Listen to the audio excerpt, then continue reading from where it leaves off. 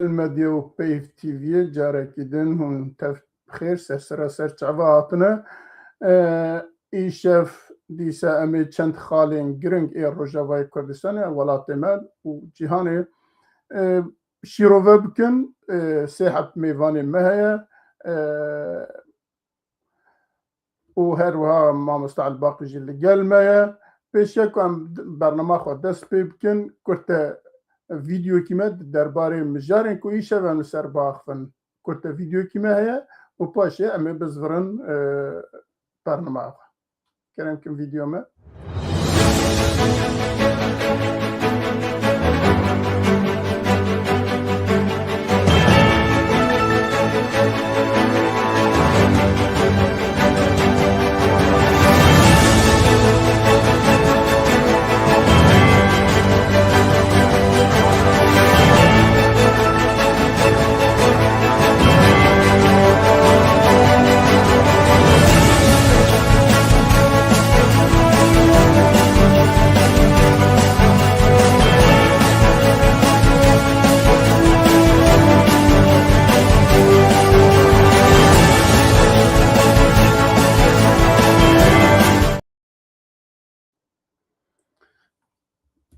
بله میوان ما برز خناو حاجو سر چواتی سالوا خان حسن داری هنجی بخیراتنا برز محمد حمود تجی بخیراتی ما مستعد باقی تجی بخیراتی پیشیا که ام دست او که خواب بکن وقت ترادیسیون ام میوان خود دنا ناسین لی پیشیا که ام بچنوه از زن ام تخازن سر او که دو نوچین گرنگ باخفن یکی جه گروبا فوتبولا او که زاخوه او که فیفا دا ای سال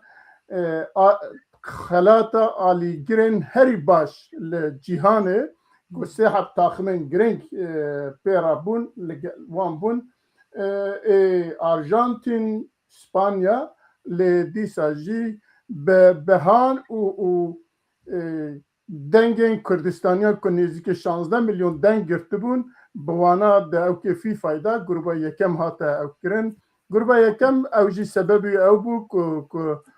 جبو زاروکن پنجشیر ده ستادیوم از زاخویده نزدیک 3000 لیستکن زاروک آویته بون سحا فوتبوله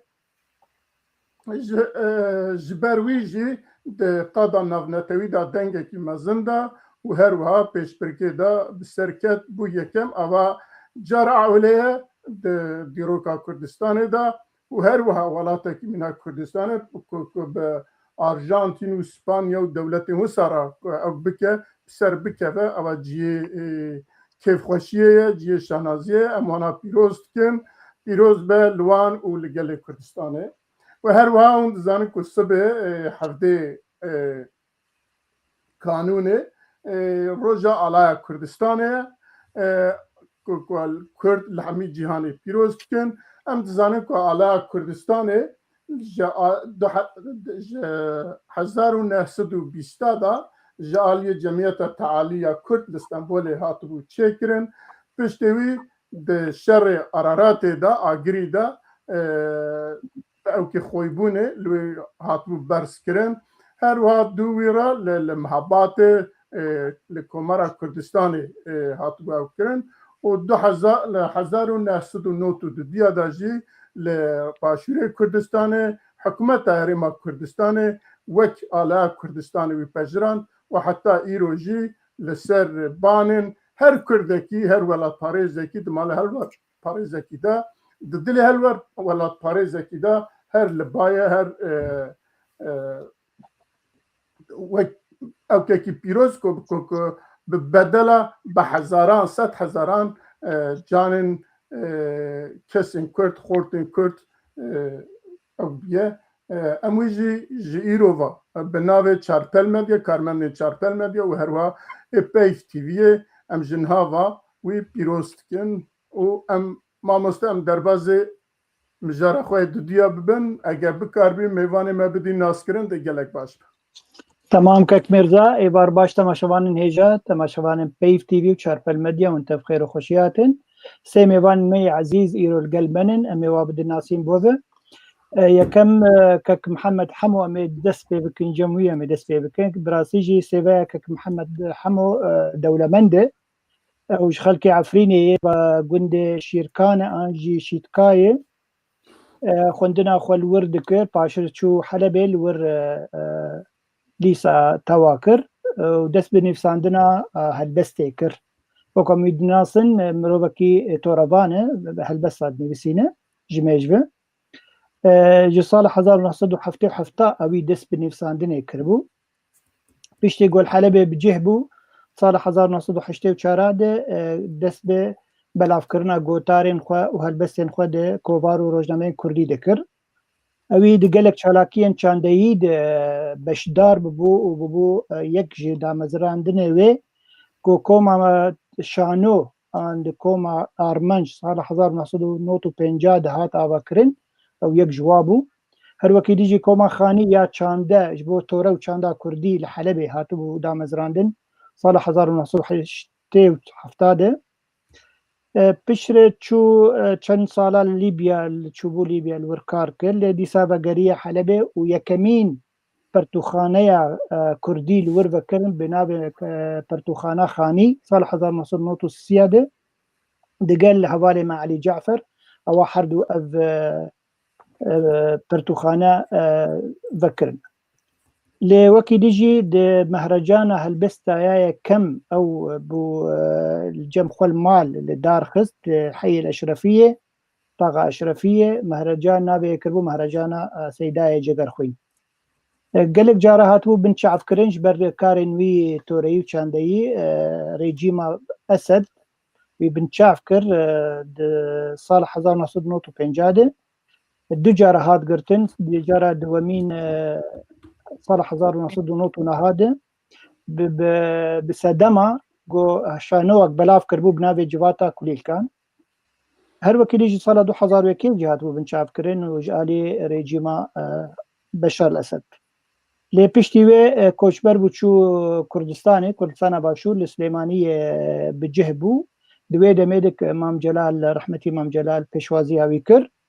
ولور كاركي وقت جورناليست وقت روزنامه بان كار كرد روزنامه جريده روزنامه اتحاد وبو قالك جاراجي ببروغرام كردسات اوي امدد كر وبشي كرديجي بزمان لاتيني اوي لور درستر وقو مقود دولة مند سيفيا وي باشر شو هوليرة 2010 الور سنترك بكر بنابي سنترا حمو يا چاندو تورا كردي وكي دي بينج برهمن وي برهبوكن هالبستي هنن يك جوا دبن دلوفانيا جياني ده صالح 1970 دكورانيا فيريه ده 2004 هالبستن سترانا قلن ممدان كان 2008 هالبور مراس خون نرخو جرينجيا بيفي العفريني ليكولينك اوجي هجايه ودو برهمن ويجي برهمك ويجي لسر دو هنرمندن في الكلوريا عفريني بنابي بابي صلاح وخالي خلو 2023 او بلاف كربو او جي لسر ببيرنجيبو هر وكي ديجي برهبوكا كوي تشيروكا هي بنابي كني جرينوكي اري وهر بردوامه كك محمد اميناز كن وكن مروبا كيني بسكار حرتم بردوامه برهمين خوبه يب زماني كردي اما بين جم هالبزوانه ما سلوى داري او خلك مي روجاوي كردستاني الباجار عموديه او يجي اد فرنسي خونديه توريا فرنسي خونديه بوكما مستاذ زماني فرنسي لولات كاركريه هالبس كمين دماغوني بسند عد 8 خوي حيج صالي دبو باش دو سال 2000 دس برهفوكن خوي هالبستي كر هالبس برتوكاوي كمين بنافي هنك دين بون جركي مية بعربية يلزمنا بعض الجنون هر وكي ديجي برهفوك كوي تشيروكا هي الحب وحده لا يكفي انجي حسكرن بالتانية نبس باشر زو بري شورشا سوري الداركة او هاتبو المانيا سال 2008 بجهب بو كوشبر بو او جبر بنشاف كرنا ريجيما اسد لسروي پشتم برهوكك هالبستي ديسا درخزت بلا خون ببيرن أنجي دع الحلم ويتكلم بعربية همي برتوكين بزمان عربينا وقو مقوتا وجهاد بن شافكرن جالي رجيمة بشار الأساس على 2000 ويدا ميدجي قال لك سيمينار لدار دخستن دواري جواكي وفلسفي ده پرتوکاویا داوی هات چاپکردن وەگو مەگوت بەلا خەون بپەیڤن لە حسیچا لەور هاتبوو بەلافکردن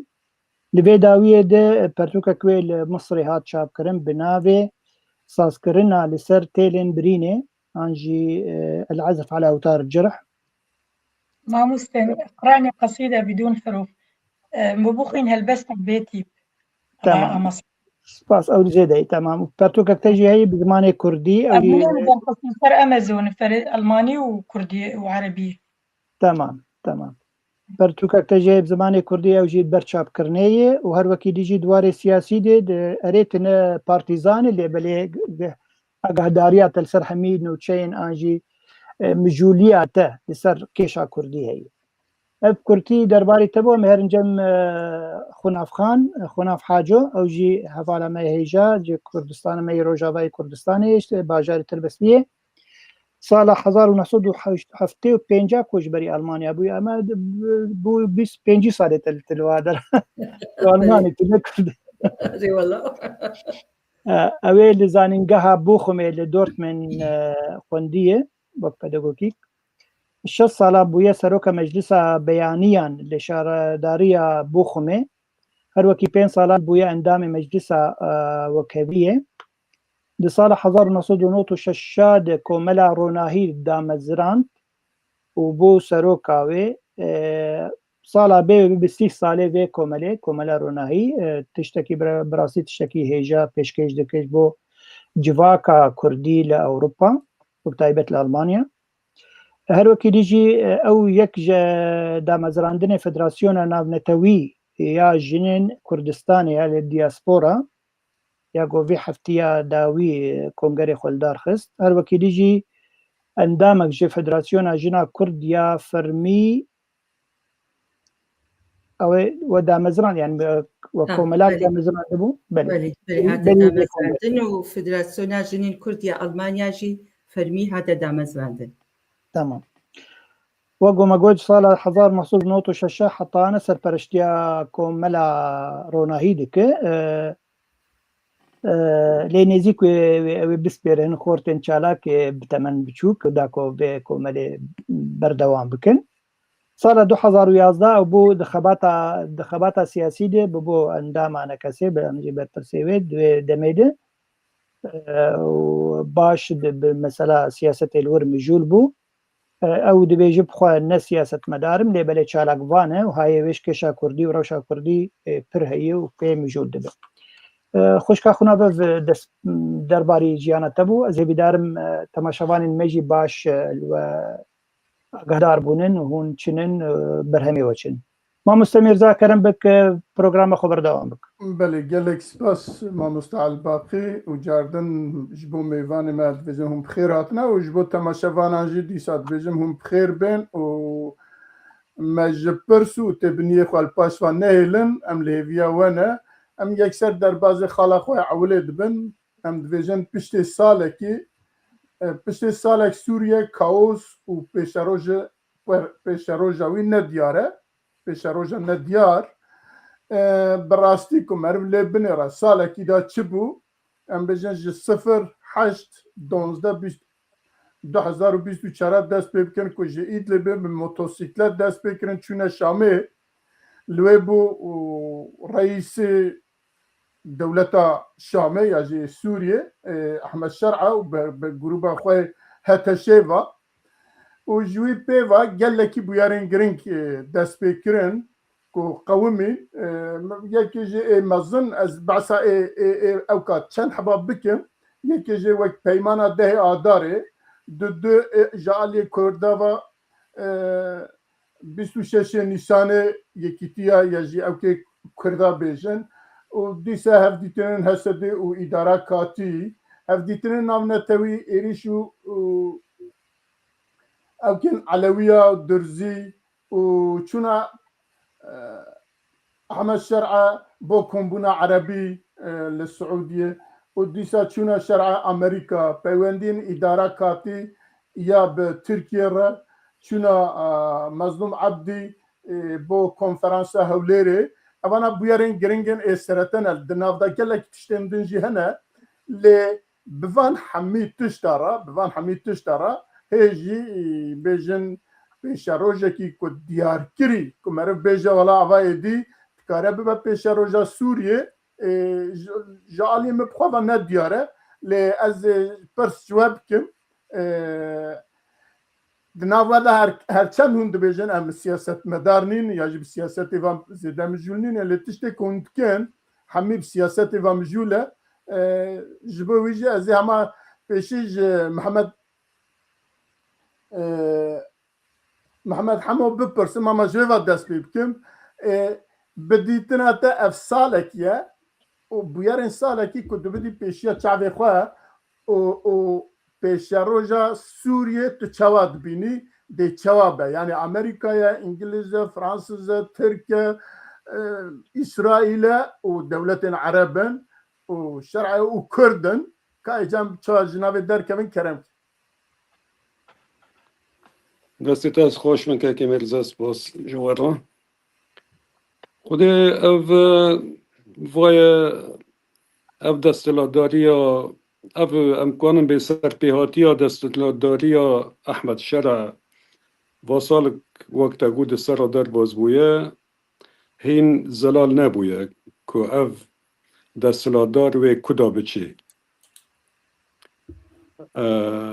وکو خیاده که یک وقت ناتجی اشارت کرد گلک دسته دولت تیده هیه وکی خویای یعنی احمد شرع نب دسته خواه کنه به بلیاره که بده یا هانا بکی جعالی که با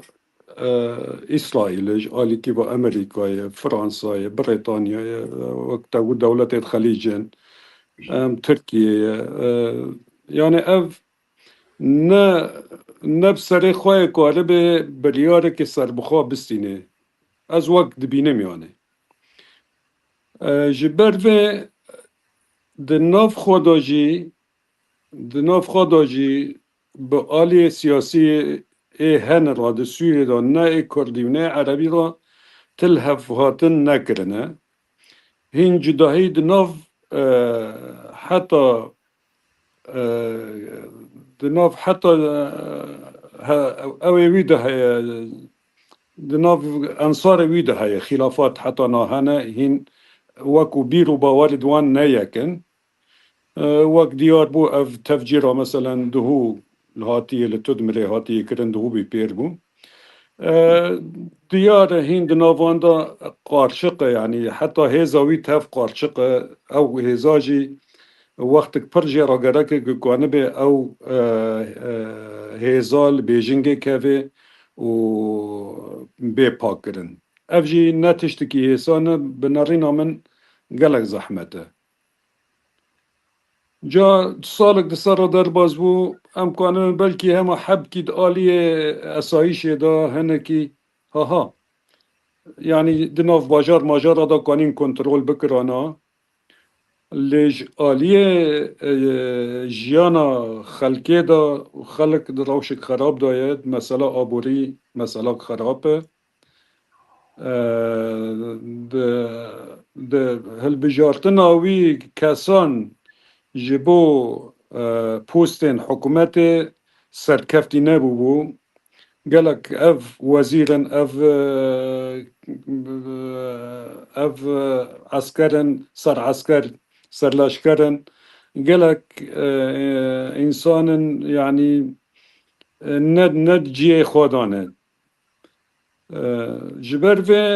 یعنی از وکو دبینم اف حکمتا از باور ناکم کنه به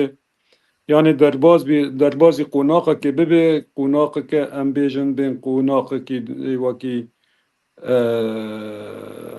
ولات کنه بین برای و ببین به شیوهی که دموکراتی و دولت که مرکزی کنه بین چه بکن و برای و ببین بله gelekî spas elbet pirsene ez ê biçim ba mêvanê xwe ba xuman Xunavxan Birêz Mihemed behsa hinekî behsa rewşa Sûriyê kir behsa Ehmed Şer'a kir dibêje ez bawer nakim ku Ehmed Şer'a bikarbe bikeve qonaxekî nû gelo ê ku Ehmed Şer'a anîn wê derê de qonaxekî nû nîşan bikin diyar bikin ku Ehmed Şer'a bikeve wê ya jî Ehmed Şer'a bi serê xwe dikare qonaxê berember van hemî hêzên ku hene Amerîkaya, İngilîze, Fransîze, İsraîlê, Tirkiye, Erebin û hemî de bikarbe bi serê xwe qonaxekî bi serê xwe diyar bike û keve navê û ew aloziya ku niha Sûriye tê de jê xilas be. سپاسکەکی هێژا میرزا ji va xwendinê re ji tewkekî Ebdilbaqî Huseyinî re ji temaşevana re ji mêhvanê hêja li stûdyo anî bi me re ne gelek gotin kekî Mihemed gelek tişt gotin lê yanî bengeha van kesan yên yanî hatine ha dest hilatdariyê û yên got ew anîne dayîne ser dest hilatdariyê ji min û te çêtir zanîn got ne kes ne سياسة ميدان سياسة وقعادتي نكرنا أو يعني شرع و يقول دورة خوجي دانينا حموجي داعشن وجيهان وسياسة جيهاني تبدأ شي ثاني ليه وجولاني نها تشبكي شرع دخوازي همو ئاوایی یعنی وەکە گوتی جلو بەرگێ خۆشخۆکردنە و گرافاتی دەینێ ئەنجی هەفژی ناخۆ بخۆرە دەبێ جڤاتە ئەن دخوازێ ڕووکی دیموقراتی نیشانی لەیستکەکێ تەمسیلیەکێ دکەی دا جیهانجێ بە هەوەر بکەی گۆ ئەف کەسێ هانا ینی بەهێزە ئەوەی کاری بێ وڵاتێکی دەسەڵاتداریاوی بکەی و هەکە ئەوقاژێکی بنەتە و هەبنجی دیساوی کاری بێ لێ هەموو یعنی ئەو بهتر دخوازێ پێنج ساڵێ وەرن شخۆرەتە کەس بکەی شخۆرەتە کەس بکەی بچ بۆ هایی بێ بلادی یعنی گەلێک تشتێ تندرو چێبوون دناوا سووری دە پشتی ئەو هاتە سەر دەسەڵاتداریە ئەما بێژە ئەم ناخوازن بدنە بەرهەو بە ئاسەدرا لێ تشتنە گەلێک یعنی ئەو کەنیسال شامەی هەنی تشتێکی گەلێکی بالکێش بوو ئەنجی نەهاوەکە کەکەین بەحس کرد یەک ژوا بوو یەکگو ئەمریکی کوشتێکی ژوای ئەمن بوو هەنی تەبلێ هەڤیەکە مەزن هەیە لێ ئەو دخوازێ ئەو بهتر خەبتێژ بۆی پێنج ساڵێ وەرن بمێنێ و دیکتاتۆریەتێ بکێ و ئیسلامیەتێژی بمەشێنێ هەنی شەریعە بخێ سووریدا لێ ئەژی دوێ بە هەوەریە دەمەک و ئەف شاشیە گۆ چێ بوونا ئیدە ئەمریکا هێدی تێ بە هەوەریەکێ کو ئەف کەس نکارن خۆ دووری داعش بکن ji ber got koalîsyonê we hemû yanî daişîne wekewâne û evê ha nikarê gelekî ji çarçefa wa derkevê wê yanî wê pêre nelev bin û weke kekê min jî got yanî دەستلات ئەنی ڕۆژهەلاتا ناوین ئەمریکا ئۆروپا شتەرە بێژم گەلێکی خۆ تەبلی مەسەلێ دکن ئەیران و تورکیا ژخوا ئەمە بێژە خەو ناکەن یعنی پرسێک ژێ تێکردن ڕۆژادی دچێ جەم باوێ خوا ئێردۆغان کا ئەس چ بکەم ئەس چ نەکەم vêce ejî duê bi heweriye deme ku wê nikaribe vê desthilatdariyê berdewam bike û bi hewer nakim jî ku karibê salên werê cihê xwe tekez bike. Belê gelekî spas. Ez ê carek din werim ba cenabê te ez ê biçim ba Selwexan. Selwexan wek rewşenbîrekî ku tu li Sûriye dinêrî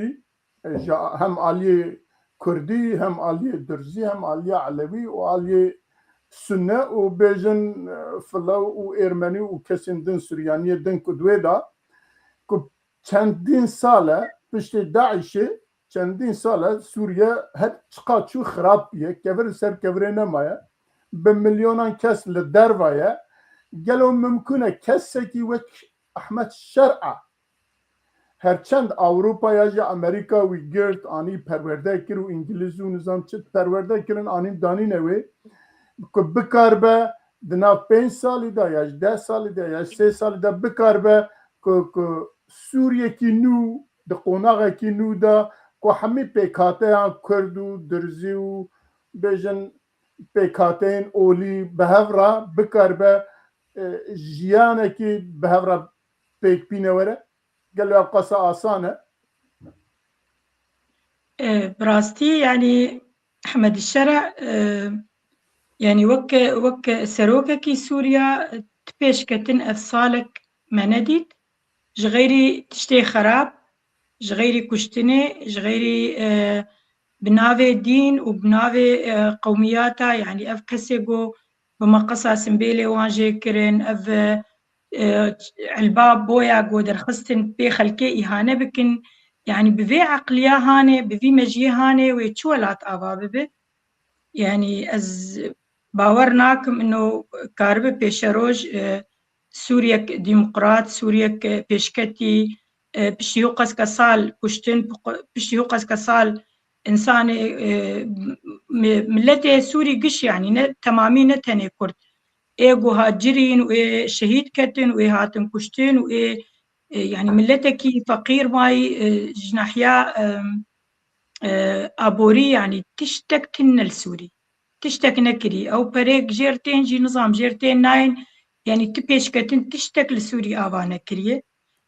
تاني ساعتك بهال خو كريه جيلي خو غير عندنا اما مجيوي نغيري نقهر نكري او عقليا خوي قوبي بري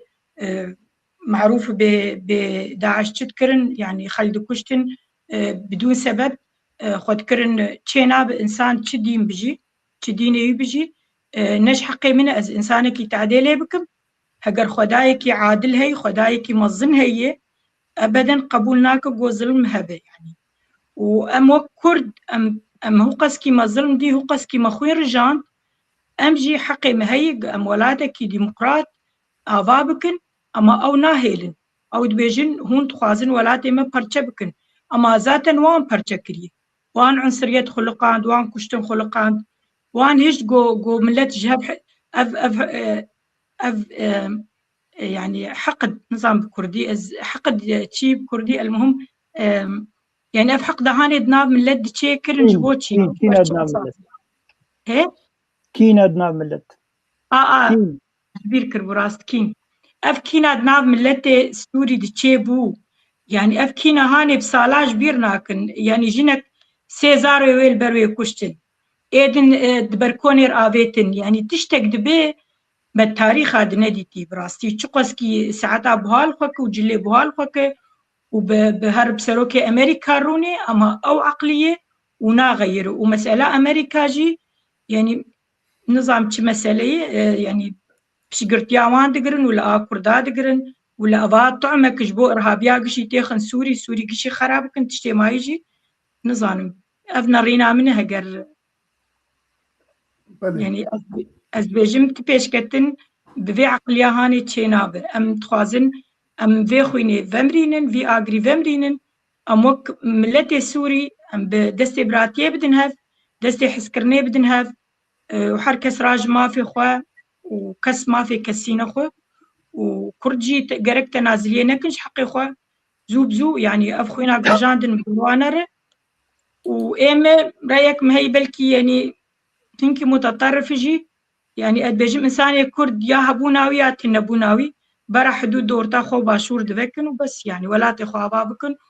وكي تشتك برابكن برا بين ما قشابك وجن ما أنا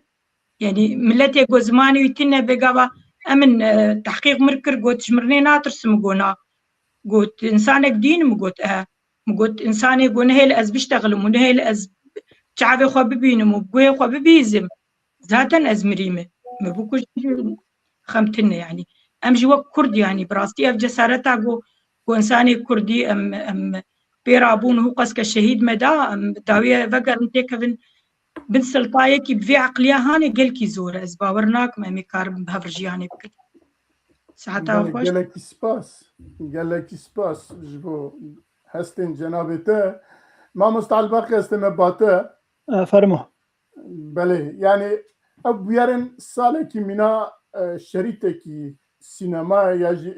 ویدیوی لبر چاوی من درباز دبن تایبت ایرو کم نیوه بیجم او برنامه کم هچه کربو پاناروما ویجی گداری کرد دنیارم تیدا گلکی مجار هاتنه آخافتن و گلک تشتی هاتنه گوتن و هیجی اف گوتنین ها تشتین که او بونه هما بیجه جسدا نوتو نهوی بجینه هاتنه لی تشتی که از دبینم دوی داویه ها دا که ایدی امریکا وکی برپرسیوان توم باراک مثلا نناوندیتیه که ببو پروبلم نا بین شرع و ترکیه و کرده و پیکاتین دن اوانا امریکا انا توم باراک دبیجه برا خلقی و داری بخواب برسف او که خواب بدن بریارا خواب بدن یعنی دهیله لهویا هرمه تیوی معنی که امریکا جی دوی وارده هنکی نرم بیه قبول بیه لبدیتنا تا اف قصا آلوزی هنه اف قصا آلی هنه تیدا ترکیه اسرائیل دولت عربن امریکای انگلیز کردن ترکن و هروها بیجن سوری بخوا عربی سوری بخوا و پیکاتین دن پشت اف قصا ظلم پشت اف قصا کتن و رابور و اف آلوزیا که هر کس بو خود خوازه هر کس خوازه ایوی بسر بکوه ده چاوا جوی کاوسی خلاص بده بله بله براستی پرسک پر مزنه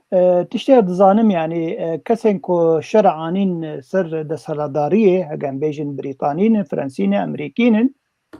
بلانك واهي بلانك واهي استراتيجيك هي بيشروج قالك دور تشتي ام بي هزر دكن ايرورو ام تخوازن دصاله كي دصاله هذا حمي سوريا ببا اوكي وهمي تشت خلك الويجي بقين ما في خو نبي رنجي يعني براسي هذا سياسات بنبي رنجي يجبر او بلانا واهي مين كوكارب تشاوا دسالداريا سوري واسرائيل هبكن وكارب بيمانك يجو بيشروج الداخن وإسرائيل جي باش وقو بها بارستن هذا دوا تخوازن ناخوازن رولا روسيا ورولا ايراني لوي هرمي بمينن يعني حتى دو يكي بربرسكي اوروبي قوت قو امي هولداني بدن قلك بيشتغانيا في شرع بكن جبو كور رولا روسيا لسوريا نمين يعني ارمان جواهن جبر بيها ويجي الشرع وقتها بينه دولتين زلهيز ويتباريزن ديما قهنا ده هندري ولاطة ام بيجن همي تشتي تخدنا بدستي خوده واقام بيجن كارب دستيا هري باش تخب دستي هبالي خوده يعني ام دبينا اوا صالك تشتك جبو بيكاتيين سوري نكر لي بلي دي برافاجي وي لديجي على ويا دركت كشتاريعك على ويا برابي كر 1400 كس جوا كشتن باش بري خدا درزيا جوجي كان باخ كرن قال لك قن ديوا طالان كرن كتشي وارا باندن كشتن وجموا كرن وبري خو انا تخازن بدن حسدي انجي كردا برنگك جرنگا آخر کرده جاره که لوان هر دو تاغا جرباندن تاغن کردی بله اترفیه و شايف شيخ مقصود بله جرباندن لوی بيقومان او دزانن يعني هيزق حسدي ام ببين نبين ايرو هيزق خشك هاتيه تدريب كرن دمكويه بده صالويه زيدي 10 صالويه 12 صالويه تقريبا باش كار كريه لديجي داعش شركي مزين كريه ليبلي وقو هوالا حرتي هوالين هي تشتن باشا زمان يعني اجان بيجن او لشكرين ايرو رول جم شرع جم سروكي نو حمي جروبن لديجي هبري انا كار كرنن وانا بون هوال بندي هف وهميجي بنجهك واي ايديولوجي هي جو فكركي اسلامي الجمواعيه او نكارن براسيجي حتى مختار بحصا قصد كان ان جهسد كان وفي جيشي كان بتشرنجي بقون جنب هفر ازويز نزانم يعني هسدي حمي سيكولارن انسان علمانين واكيد يجي اف كسي يعني حمي تندرون انسان اولين ولدارن اجبر فيها وي ولا ما سلوى تشكي قلك يخش قوت بفي ام مالا كردي عافا بكن ام ايرو رقوه بدن خوا بدن هريما خوا انه كان بشرنجي ان دباف اف دسالاداريا الشامي قالك صالا دوم دريج بك وقو ندفا بيك هاتين سوري دبي ام قوه بدن خوا بيجم يعني بيري بريا خسر وانا كسي انجمن اجتماعي كردي قالك لهف بكن وببن يك ريفبري وجه بدن ولاتي خو بدن خدمتا ملتي خو بكن ووجه هوالا ما سلوى جارك ديجي قوت دريه سي ملكا بكري بالي باشوري كردستان او دريه هري باشه جو كارب بالي كار جمره قوم كاربن هري ما خو آوا بكن اتخوازم تشتكي دي بينم زمان يعني وسروكي كوميتا وقول بيجين بنشعف كرنا دولتي دناب متحدة دناب نتوين يكبوي وقول بيجين بانورامك لسر صالة شوي هات وقول بيجين رابورتك بيشكش كر دبيجي حتى أنا مثلا عنف يعني تندروي لسوريا بردوامه تقافنا هاتي أبكن إجبو مثلا عدالتا دنابرا بيك هاتي عندي مثلا اشكنجه لديجي خلكن سوري حتى انا جي بيكتي وبتايبتي لديجي علويا بيكات ولديجي درجه بيكات حتى انا كسك نهاتي وداد قهيده ونقوتي ابياني كسونجي في كسي ان سونجي في جروبيه حتى يرو جن وكتشن السوري دبن خطر دنن وحميجي تين اشكنجه كرن برنجا كيجرنجا او محمد الشرع سپاسیا وان کر سر کشتنی قبا سروكي عشائر سپاسیا وان کر بله او دبيجا يعني نافي سروكي كوميتا ياغو اف رابورت نيفيسان نافي باولو سيرجيو بينيروي او دبيجي دبي ام اف حكومتها هاني ام السلطاري قابن قلكي بلز بكن ده حقي فاكسي جو اف تشتين خراب كرن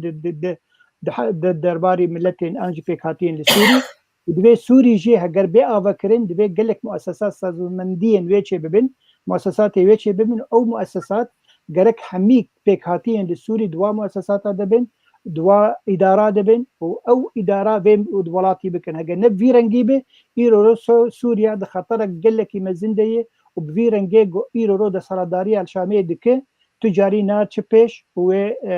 ونربيش بلكت مزن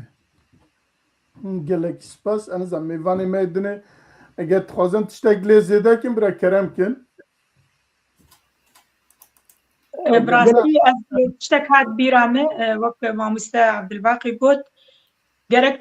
لروجانا کار بهتر ببی يعني گرک بهتر يعني سر خواب سكن بهتر النظام بيتشيل ورد بي يعني گرک بهتر کار بکن بله يعني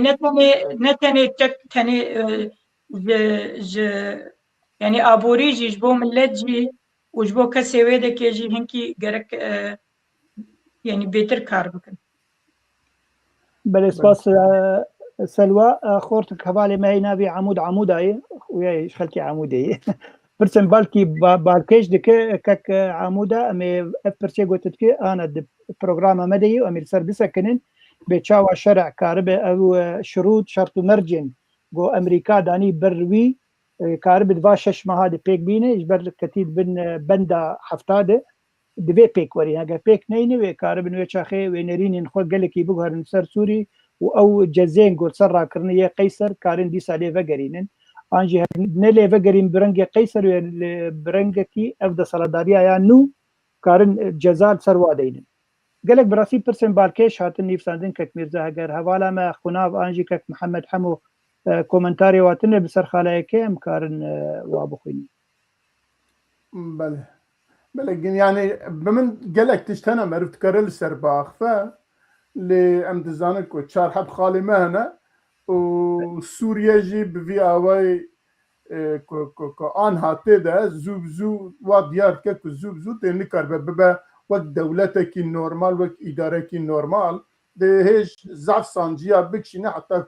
بكر ببا الدولات اجابه باحمد شرع رايا يجب يكدن رايا اما بهفرا ببينن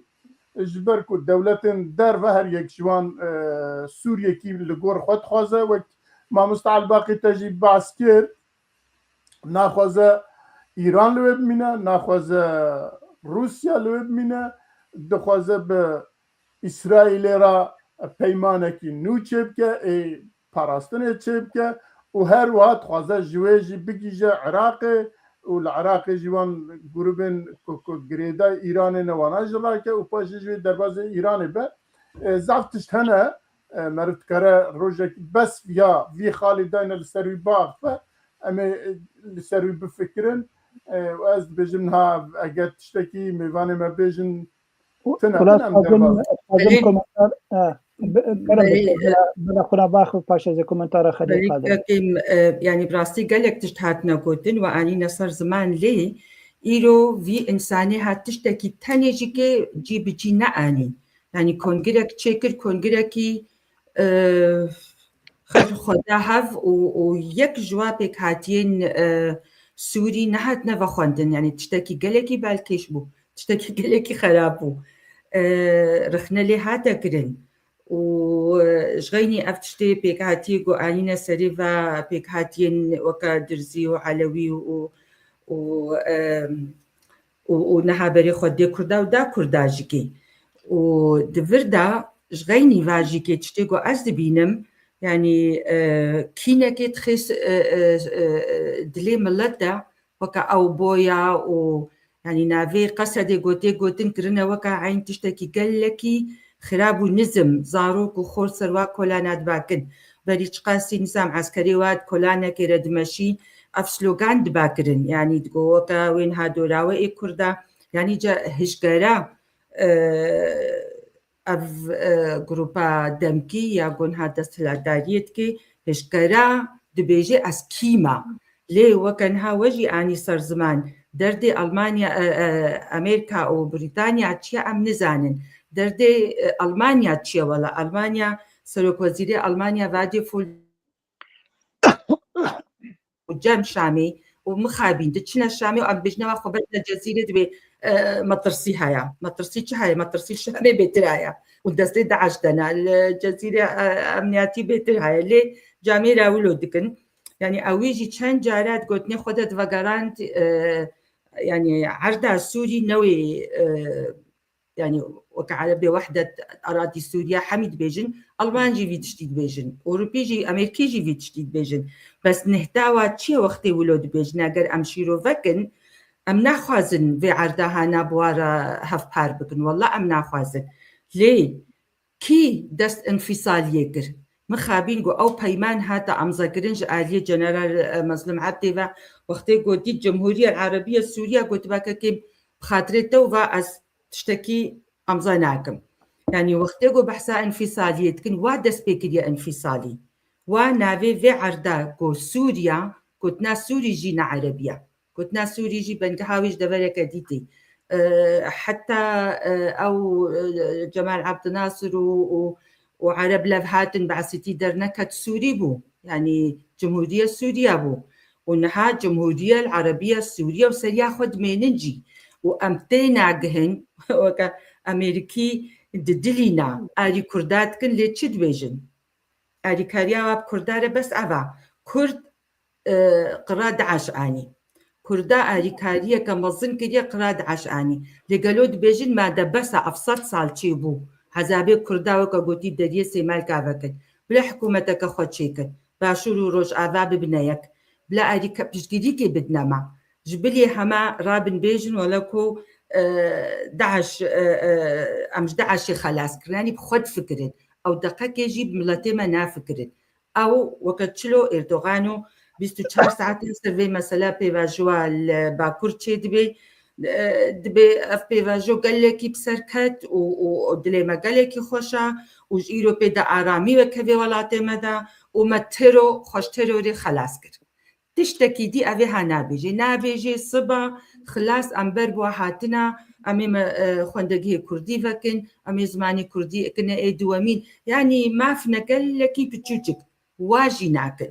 وأوروبا جيل دستي وايا يعني حموجي دستي واد ناف دستي هبدهايا لوكا خوشكامة سلواجي قد براستي دوي أم بشكرية كمظن بتنا باشوروش أباي كردستاني سوري أم أفيل دياسبورا جي دوي أم نسكن دوي آري كاريكي بدنا يعني أفدر فتاهاش دستي مدر كبي دي سات شو 6 سال وملتي ما نما كاري يعني ملت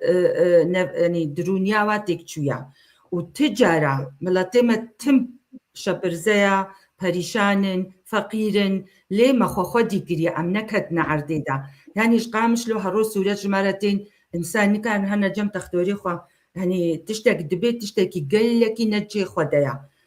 دبي أم خبي بكن وكا قوتي قامشلو بي حسجا بي عفرين يعني دردي عفرين قلكي مصنع يعني حتى إيرو وأف هيجي قاعدة وداعش وحموه الوادانا ودتشن جرسي مالات دنا كركتشكا دري فكر دستي دكشين ودبن كسنزاني بكودا بريا يعني أبا كذبا ما شوطا نما براستي نما ملت فيتشتي كاري ببجريني فيجت في وكا قوتي يا شرع قطر بشتاوايا يعني قطر دولتك قالكي دولة مندا وقطر فروكك دا وي جناب سروكي أمريكا ترامب فروكي منين أبدنا في سروكي هانا ليه هشتن قول لقطر يعني بسرقو مثلا قطر وكرداج بني دوري هذا يعني خوشك مناجي ناكن أما بدولتنا عربي هنا براستيجي هنا كل سلمة سكنين وكا أردن وكا تونس لأبي حاج بنيجي مناس ناكن ليك هاركي مظن جبو شرع دكن ومثلا إسرائيل جي مخابين دبلوماسيا ما كردي قل كي لوازا يعني أم كارن بألمانيت ببيلترالي بتسيومن يعني دبن معصيرة بيواندي خوا أم بريفا ببن أم وكتشلو درزيش كارد بيجن أم بإسرائيل رنا راستا أم دترسهن وحقيمة هايجي أم بترسن دردورا ما حمو تندرونا حمو دعشينا نعجي بس سري وادي ساوكا كل موزي ميشا لباشور جي دركبي كس نزاني أبدا ليه أم برنجكي أم دستي خبابجنا إسرائيل أزد بيجموي نخرابي وأمج ملتي عربرة للسوري جي إشكارا بكن كم أشتي خوازن أم نا انفصالينا ودفيد ألافين راكحانتني دا دركبن وكي تيجي يعني دفي بتشكي سياستا ما بيقو هرتن اگر ام دبيجن ام كردي كردستانا سورينا كردي باشور روج هلاتي روج اوای سورينا و تا گريداني ما بارتيا باكورانينا دفي ام عمليا جي في تشتي جوار هشكره بكن سر كولانا دميديا دا الافين راك عندنا مقابل افجي خوشك نامشي وكسي مي سياسي الالمانيا دبيجن دبي غلطي وقالك نئي دجمنيوا أم كاربن فا تشتي خسر راس بكنو أم كوميسيونا كمازن شيورمن دار جبوني روج أفا أم بين براستي نها بشتعمل نلتدا براي كسب بشتعملينا يعني أم أز بخول ألمانيا بخود حسهم بخودي أريكارية مني بيشيش خلقي ما يباكر ربو بوسطان إيقو وكا لاجب هاتن إيقو وكا كاركر هاتن إيقو وكا وقتی هات نگرتن کچکیش چیت وگرهان يعني بوستان بو آریکاری پایر شریکان داوی بوستان بو آریکاری امج کردی باشور از دوره بنگوازیه کیتکم يعني اف بهارا عربا بو جحیما می باشورج آوی کردستانی ما تآریکاری ندید راستا ام از ابدا ام جبیر ناکن چونا انا کسی چونا پیادی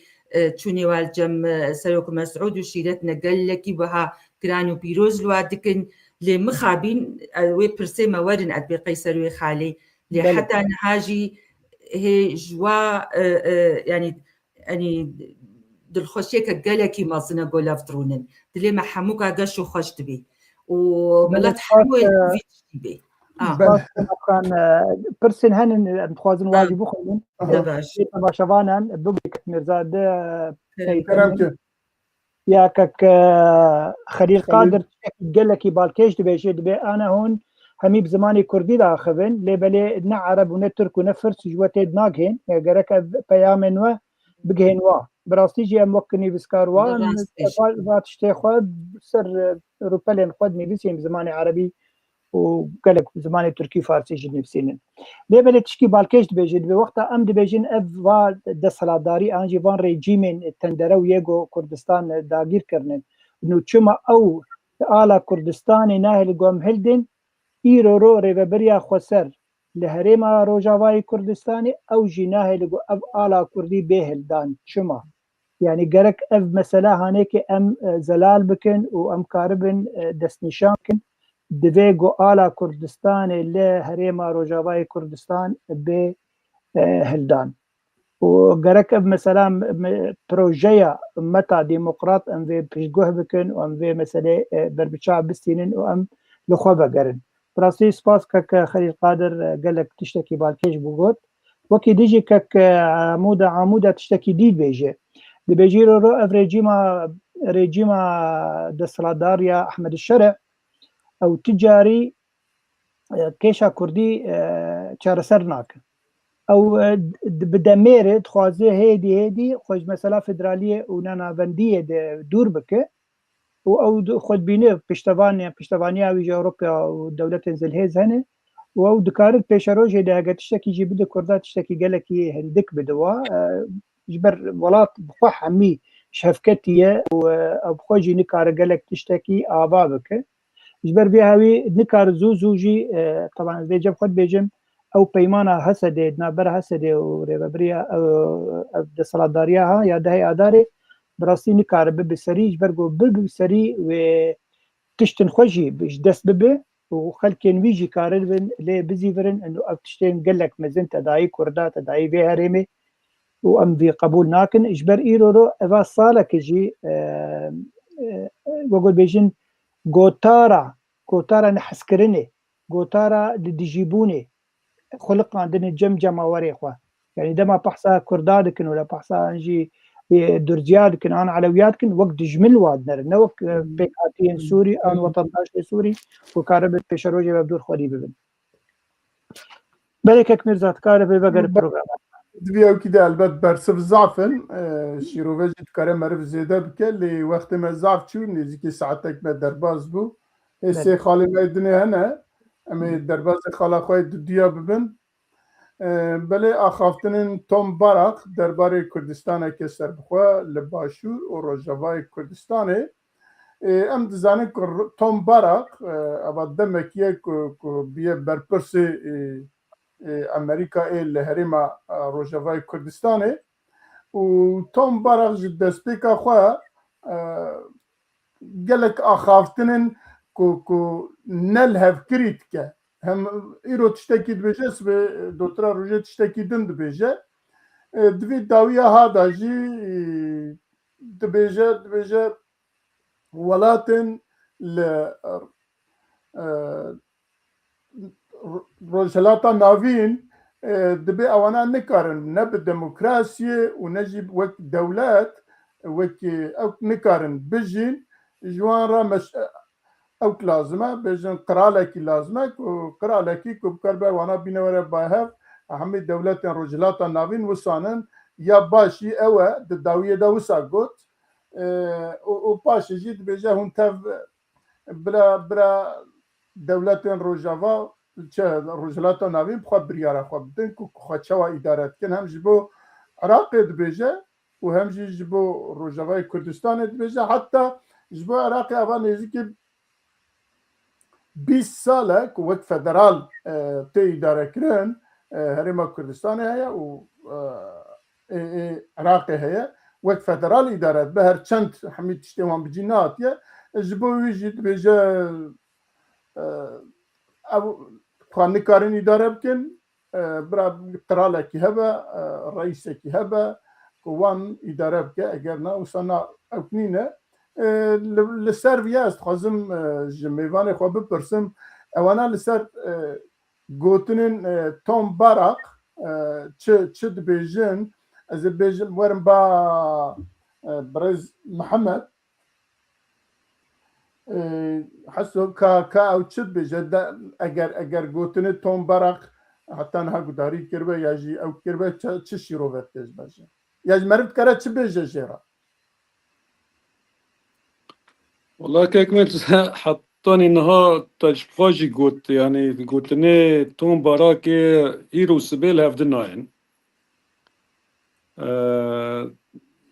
او قلت لي قول جاري دفتليني جاري بزمانه كي داخفه لا از يعني هي في من هنا يعني مسألة كردادا انا دست كفتي بدست كفن وياك جي جفا او ناهل حكومة السوري مثلا برفا كردا ورن يعني يعني هيرو مثلا حكومة سوريا بك ورن ام الاتفاقية خباف رئيم زابكن وی چاقه مبرد جی کردار را نامینه دعوات تشتکی دم بکن يعني از وانا به حسیمه يعني بلکی يعني تبر جاوه من حتى ني جدابونك جهبه يعني سوريا جداجي بكن جهبدو جاوينجي يعني ام كرجي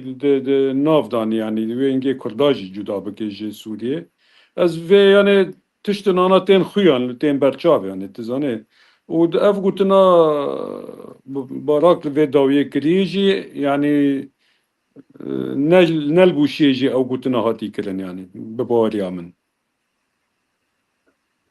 بله يعني ام دزان توم براق رجع ولي كهات سري قو دبي سوريا بدولتكي مش اوك يك آل يك ولات يك دولت ويك نظام چه پشتی aynı وقت تركيا خبر دا و پشتی هفتگی 10 روز 20 روز شوندا آخفتنا کی دنکر کومینا کوچات کره سوريا بدولتك نافندي يعني چرا خویه که مرزانا ترکیه يعني وكو دبي الزور الحاح دكي كرد بچن او لهفكرنا ده آزار بهفرا ببن سري كرد و شرع لدفي الحاح كرنا تركيا دا تشتك تبر جاوه مراد ترك جي تشتن جوه مستر دو ترسن و از باورم تشتن جي مستر جيهانه يعني جبر في لفي داویه جی وقتا براک وقتا اشکره دکه وی مسئله جا نه براک تنه چند که دنجی جوا مرکزی ده امریکی گوتنه جا هنا گوتی کرد جمانه و ام بارک جه هیزا ما حساب هنا گوتی ام نیلن کس شر کردابه که هنا گوتیش حق کردای سرخوابون خواه را بگینن افتشنا همواتنه گوتن يعني ده مركزي امريكي ده بله اللي توم براق سنا بيجي ازبچن با بله ازبچن با میوان خویدن با خناف خان اواجي جنيزيك و هاي اواجي هي توم براق ابانزكي چند مها لهرميه و امريكا ويك دستلات نشان كريج بو سوريا وكي سريدا جمع باسكر هر روزکی گوتنه کیت که داویه ها دا گوتنه شخوا مزنتر کر گوتنه شخوا مزنتر کر که گو روجلاتا ناوین نکارن وک خلق روجلاتا ناوین نکارن وک دولتن دموکرات دولتن که دنیا او شهرستان نکارن بجین دبیج بوان او که هبه قرالکی هبه که قرالکی نرم هبه وانا اداره بکه وجبو ماجي وي بيشنيارد كه حتى دبي عراق جي نكاره هرچند اوا 20 سال ما باسكر فتراله كاجوي گوتني مرد كره چه درخه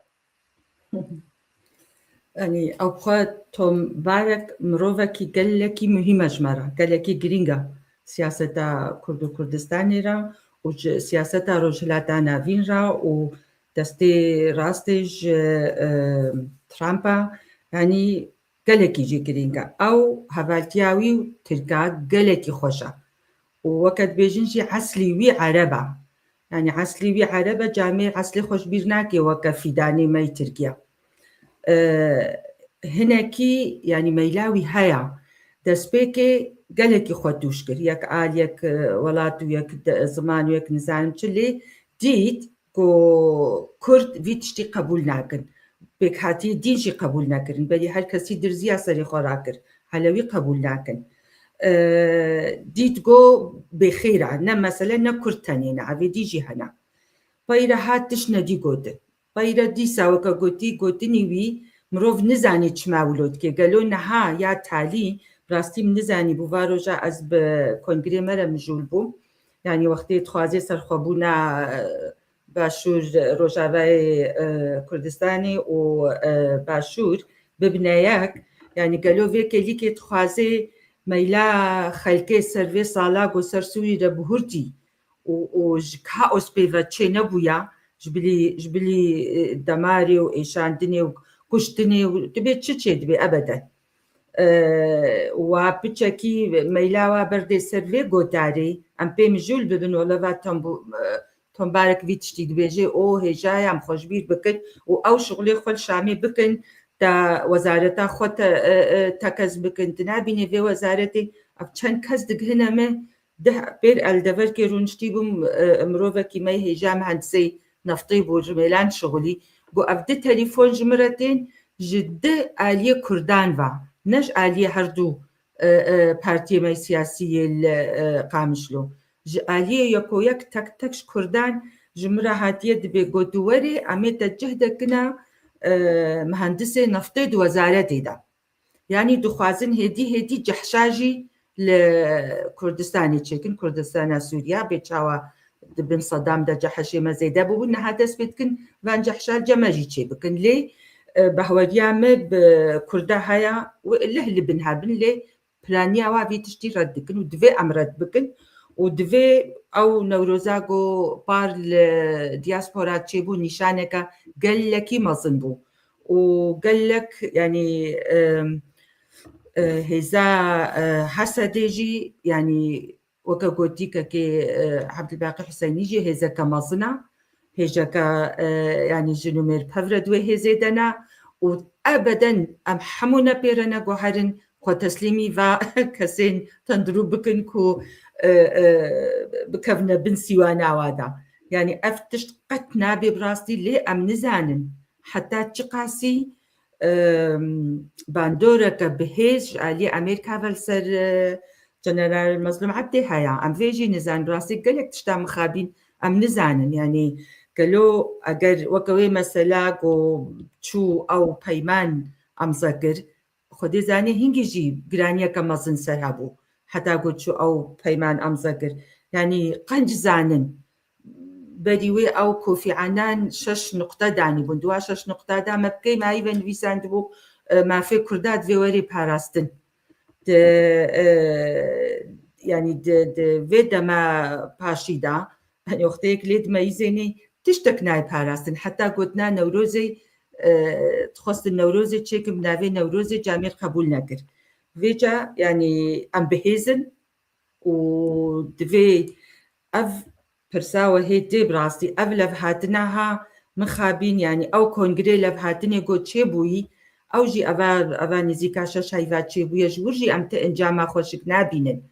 em wê xweş bê got em bibînin encama gelo çi dikin bi hevra hêza xwe çawa bihêz dikin kesên xwe çawa karin yanî daxwaziyê xwe ji Amerîkaya û gelekî ji Almana bizanibin xweşik bêne ser ziman em çi dixwazin em Kurd em çi dixwazin erê ala ew ala pîroz îro bîranîna wê bû bîranîna gelek tiştê me hêjana yanî wextê got ji derve Ewropî Amerîkî vê siyaseta me dibînin partî bila alê wa sed alê wa hebe kes ku sor û zer û şîn û kesk jî şîn jî bila bixine nav de lê aleke me heye dewlet hemû bi alekê ne bila ev al bimênî tişt newilo derveyî erê yanî mezinin lê ji Ewropîya re ji Amerîkaya tiştekî gelkî mezin dibe Kurd nelhevin em nikarin niha piştgirîka mezin bidine wana yanî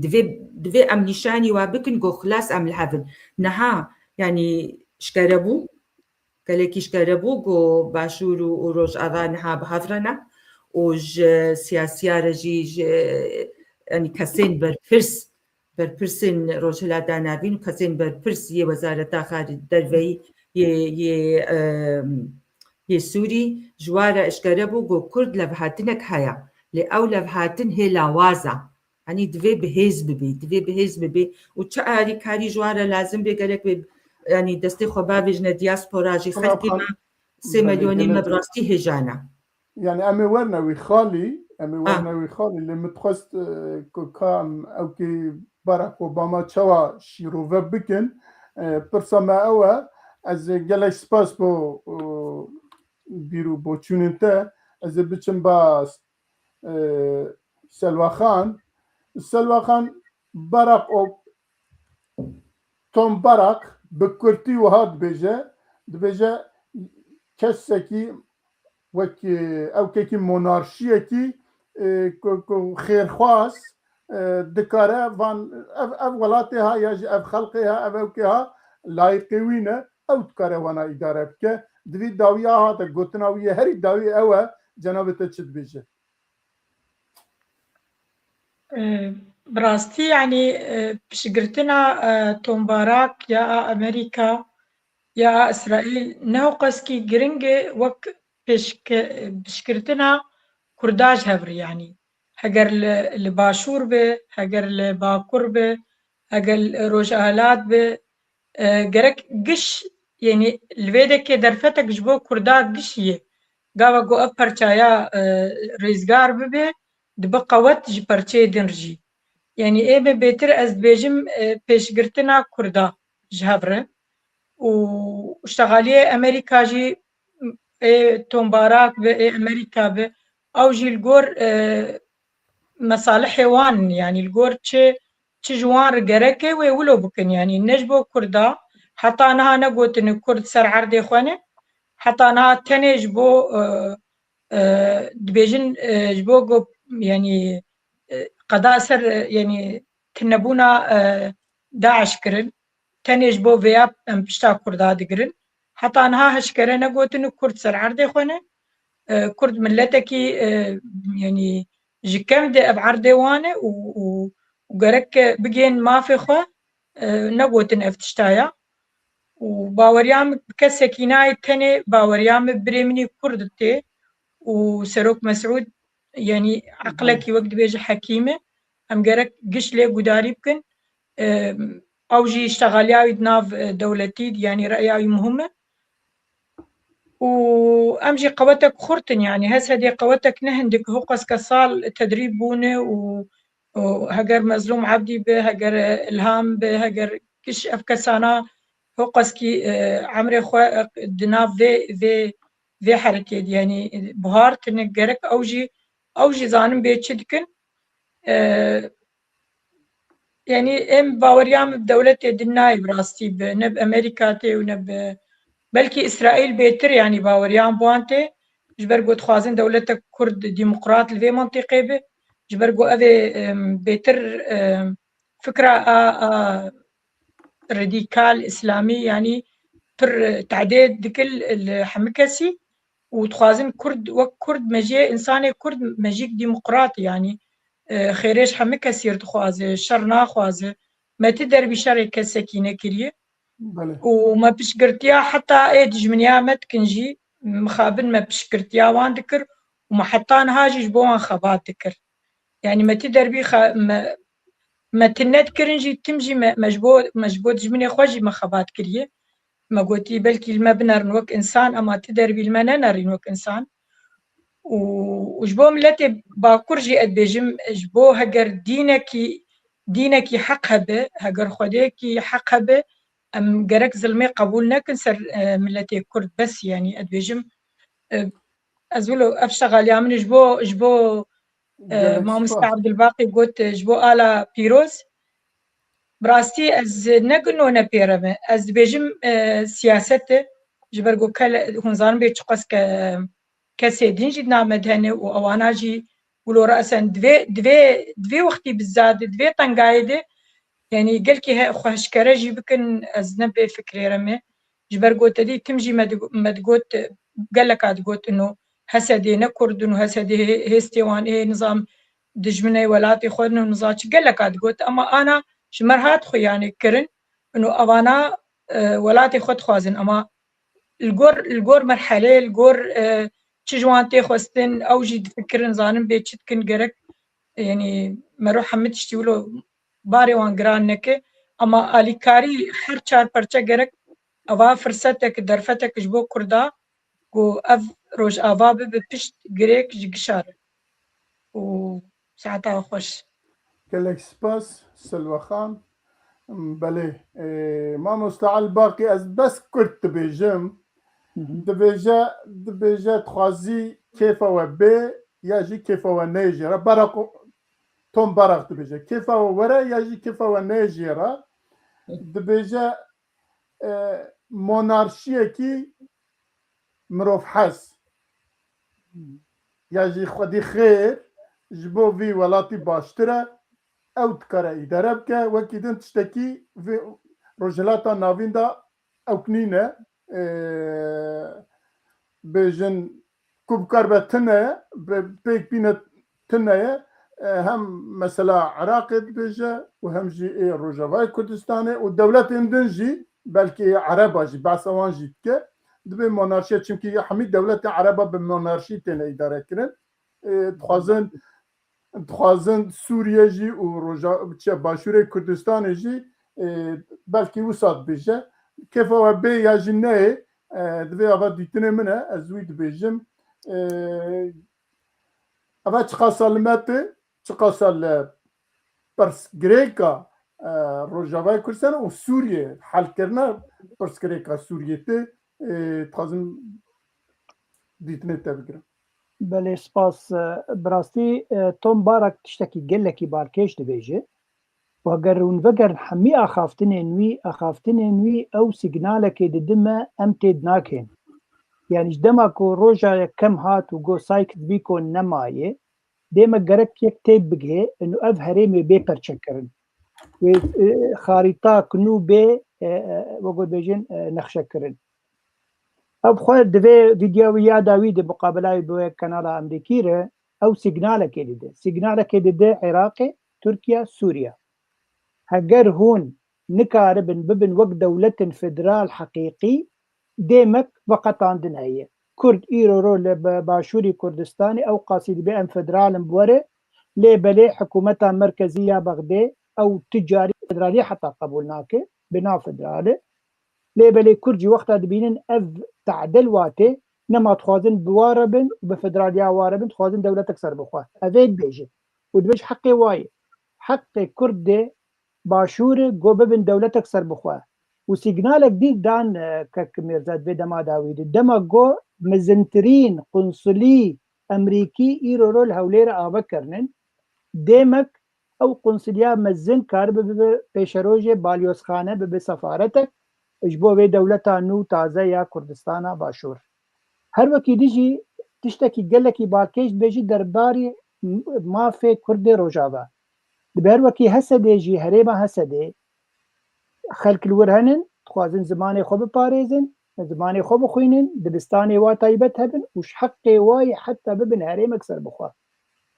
دیمک سیگنال که دیده وگو دیسا بعدکم دیده حکومت شرح یا سوری و دیده عراقی وضد تركيا جي وقت إن ديركت ضد تركيا إنه هاي تشتهبه يعني وتشقاسي بيجي أذ خلكن هند ناف تدد بين ما في خو بيمسا وكركرن إجبر بيهاوي بلاني توم بارك تجاري تشتاج برخوب نابيجي أو حرتم مساجي خو جي حكومتا خويا أمريكي وجي سروكي خو ترامب دستينه ويش أخي دبي ريادة بلاف دك يعني وقتها بحصا سايكس بيكوكر وقتها قوت فيدرالي با ولاتا تشينا بدبي دولتك بهزب كاربه وملتي كنترول بك ديما كويش اخي يعني او حكومتها شرع قام بيجي نكار غير عربي سنه تاني حكم بك او تجي نكار علويه حكم بك تجي نكار درزيه حكم بك تجي نكار كردا حكم بك ديما كوي بيبر تشكرن اولاد هر وقت يجي اجا مثلا امريكا جديبه دي مثلا انه قصد تيكف ناف لشكرين سوری دی کار 24 ساعت به مسئله چاره سر بکه دمک او جنا خوازه گو حسده هیزن سوریه دموکرات تک بنا لشکرین ری شرع به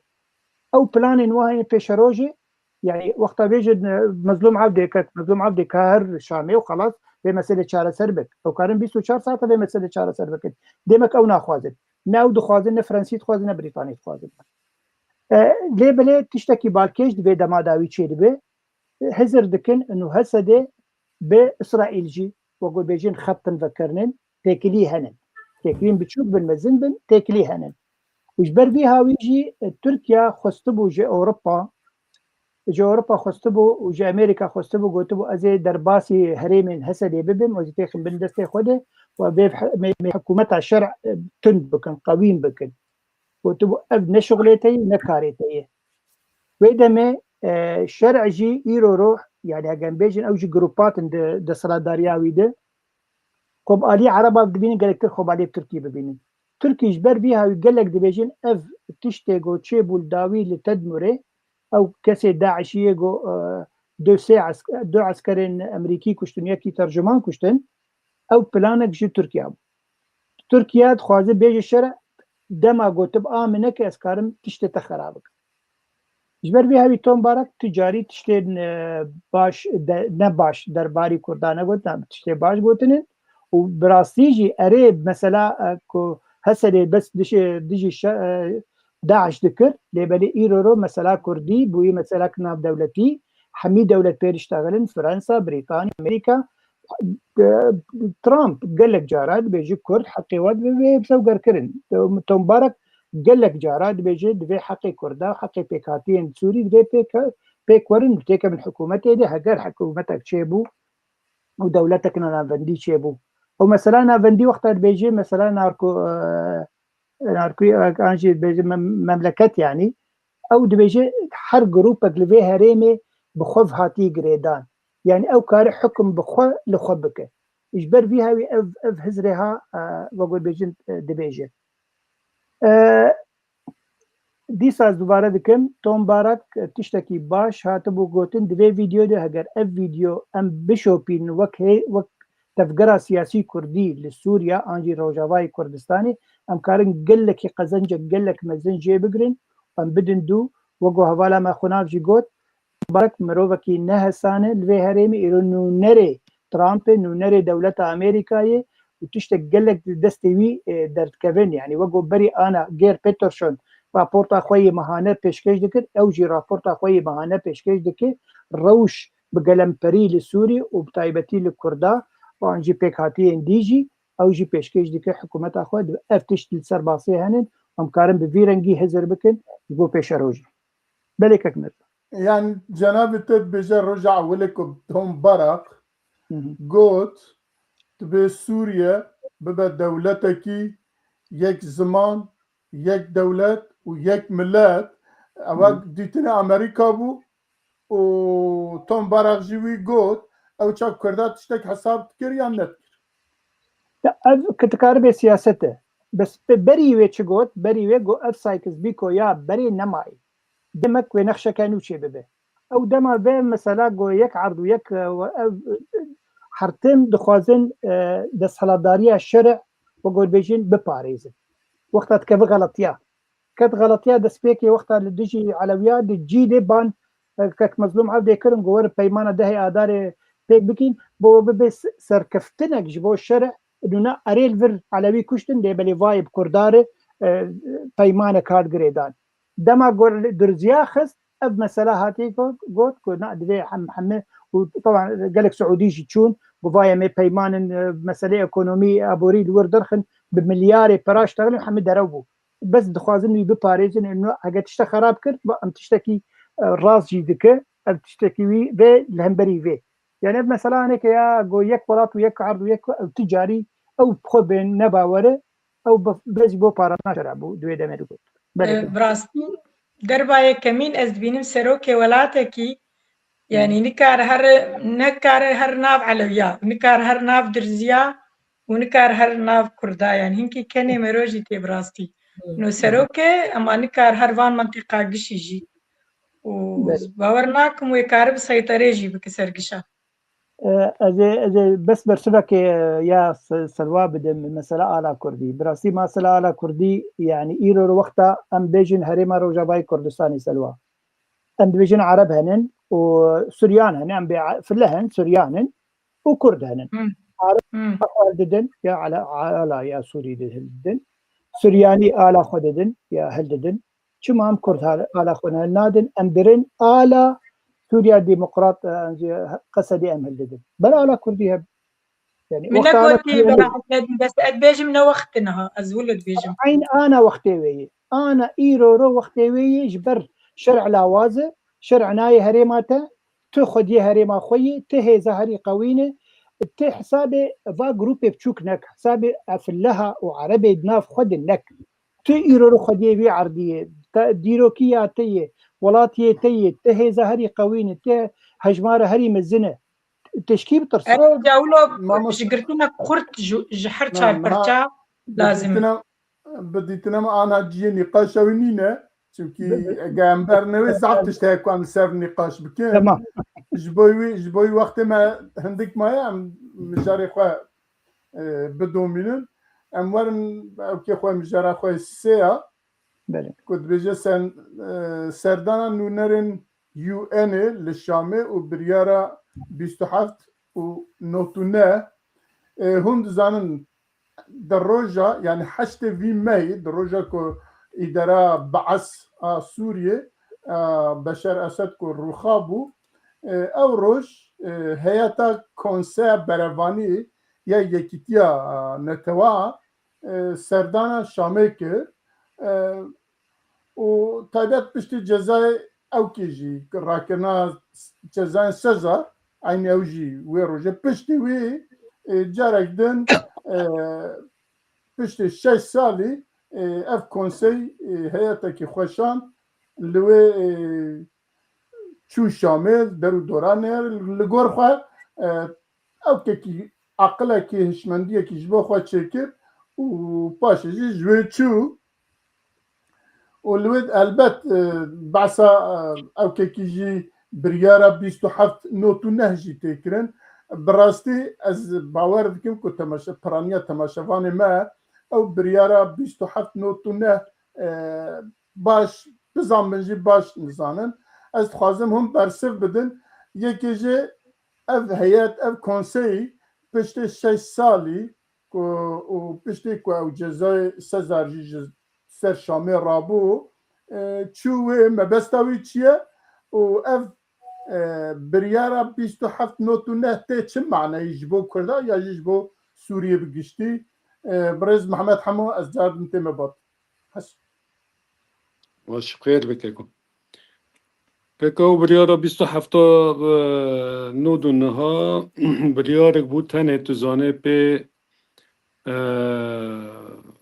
واكي سزا لسر أحمد شارع ولسر وزير الدفاع السوري راكرين كان بأف حكمته بردوام بكي كان بن وكو أجندة خو أف دولتين دول بري أف دولتين أجندة خو سوري دهانه كان بن دريا أحمد شرارك قانون بريارك بي اتفاقياك بي تشتك بي أحمد شرع حقيوي بك إمزا خبافي بني يعني أو بريار بو بريارة شرعيات أحمد شرعة شرعيات أحمد شرع دو تانيا أو بوك بجسبي أي بريار تشتك أو اتفاقية أقر بهافرا بكن واحمد شرع بن امزا بك يعني او جي روابط او اتفاقيه يعني بيشا واكيد بيكاتيا نافنتاوي او اتفاقيه روابط شرعيه يعني جبر في اگر وقتا او السزا للسروي هبا او امزاوي نربو شرعي بجبرو بيفا او وقتا او سزال سلوي رابي او شي اتفاقية بكي شرعية و سبادات بيجن اف سروكي حكومة سوريا اف امزا افيتية و اف امزا جي باورية جبر في دخوازن اتفاقياتنا بكن بإسرائيل را و از باور من اتفاقيات هاتن امزا كرنجي قالك تشت دخوازن يعني كاري خوب احمد شرع بكن أبا نزيلة ترتنا تشتكي دنا يعني. بله. بله خناف خان أزورم باتا. بله. أرمانجا في هيئة UN يا بريطانيا UN بتشا أرمانجي بشتي 6 سالي چون سوريا چون شامه والجور خلوي كاجبو چبه استخدام هم بيجن راپورکی درست کردن و درکتن چون آرمان چیه و که محمد جی باسا او که کرد او پیمانا بریارا 27 نوتو نها کرد اون چت بيجن جي بو يعني يو ان پشتی او قصه سالی تخوازه لوی چی بکن. راستی اف بریار اف رزولوسیونا گو درخستن یعنی جیهان تف دمامات مای چاوا کارن دی کسی یعنی تندرو و شکره داعش و زندان امریکا دمابو ورن وی سزای سرواراکن و بخن شرعیاتی دا او وزیریوی ناویچو انس هردو ایوجا وزیری هندرو يعني قمروف يعني يكسر بسكني قالوب چه عقلي مروف قاري كسكي ديني وزيري هندرو وقو فكري وي ايديولوجيا وي داعشي بي يعني اواد خواست سوريا كآرام دويريرا سوريا كا بيك هاتين يتدب آرامي بهافرا بجين اواد خواست گو آبوریا سوری باشتر ببه اواد خواست فیرن کرن و خونده گو هوزانگی تشت همو پیش وحرن لگلو ارمان جاوات چبو گو اف کسولو وکا گو تیکا که معول کسین گو موتروزی که آنی دانی نوی داری و اف شرعیتها کرنه دستی وادا يعني ام چه بیجن يعني از بخواجی حتی ویکی لیکی جی هما يعني چه برجواندی واد ویچتی ده هيا هيجي ام نزان مثلا امريكا تشتك تاني هيا يعني بلا شرع بي وبلا نا روس ده سوريا دبن يعني اب تشت هيا بلا اسلام بي اللي بلا نا بوتين بي تجمني واي هادي مظن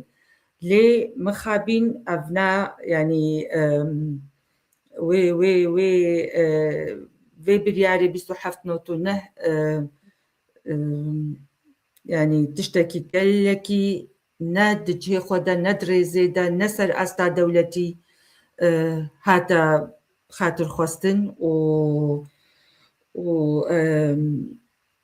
يعني دا خوازي تشتكي ديبو وكم كليكا هاجي قد يعني وخالين كوفي عنان دبكي مايفا ما فين كردا داني بود في أبدا وري باراستن ادفردا تشتكي ناخوازي وري باراستن يعني حتى فيك اللي كي أم دلي خوشت كن أم دبي نو أف تشتي هاتشي بو أسد رابو دجهدة مشهورة تقوين ها نخشك وري هرتش صار ماسية هرتش هاتية دانين أمريكي وإسرائيل وحمول هفرو نشنا وخلاص وأم كردستان آزاد دبي إذا صالك شو أم روبرو خراب تردبي روبرو تشتي نخوشتين راستا تشتين جيتين أو جبالكي جماجي خراد بي ليه حتى أنها ما راح نيكك الطارية دا جعالية أمريكيافا وجعالية أوروبا وجعالية رجلاتا نابين دا نادي تيغو خيرخوازية جملتي كردرة ببيني وأف ريزولوسيونها قال لك يجي خرابة في بريارها وليه شرعية دستي ويدا وشرعية تاخد ماشيني وكارو خبا تاخد كيو وحموجيد في قبول بكد بفنا فن بله گلک سپاس از بین با سلوخان السلوخان ام دزانه که اف هیئت اف کنسی اندامن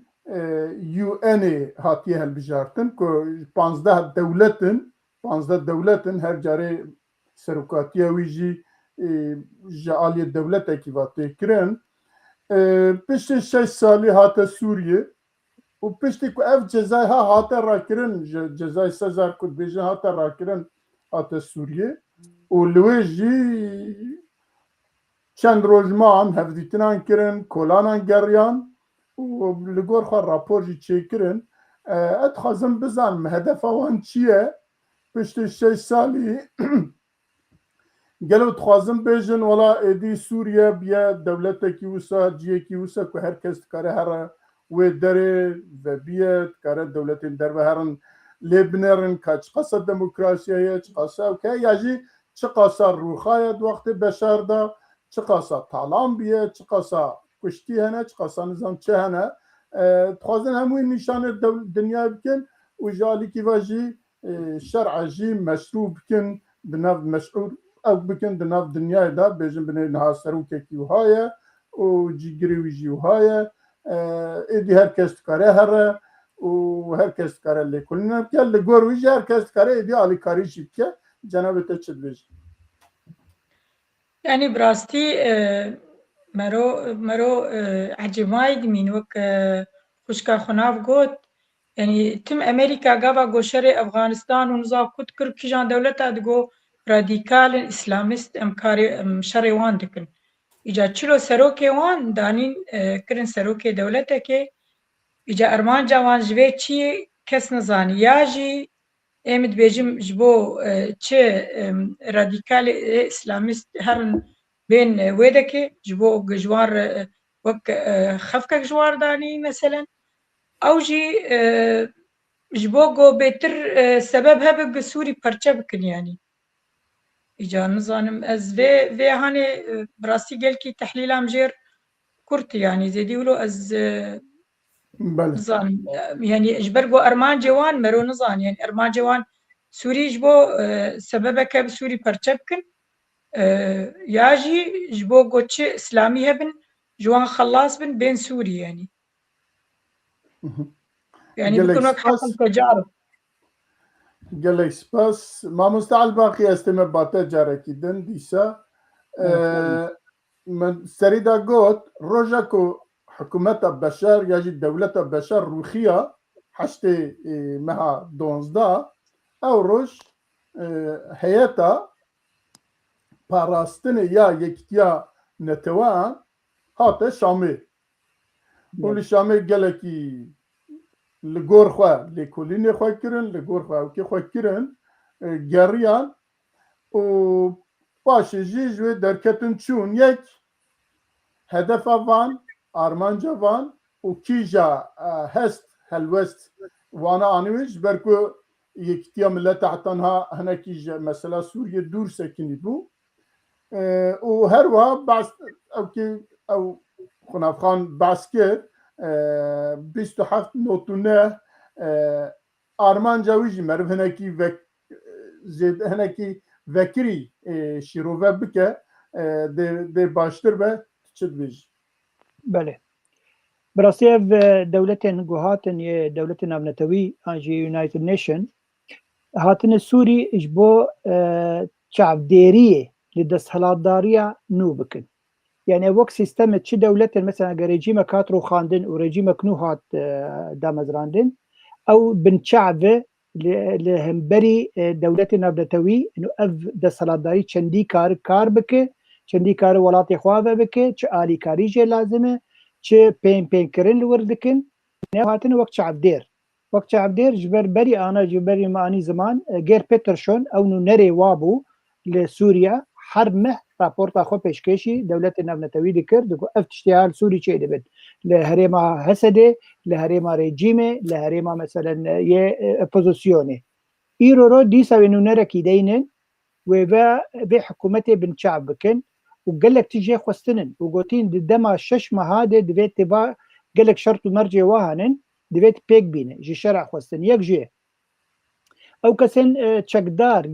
يك اجنبيه بيانيه يعني يك هاتنن وك بوك اف كسن تشاتشان او دنافاده دبي وا درخن وجوا خلاص بن ونخنا حتى لشكر سوري ده يعني اف فايله هانيك يا هري يا كما هاد دوا في خريطه ريا ديمقراطيتي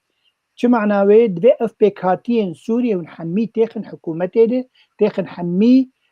دائره دولتي ده جبو كاربن ببن هبش يعني ولاتك هبش جهمي كسن جود هندري سوريا ده اساسيا دبي تجاري نما بين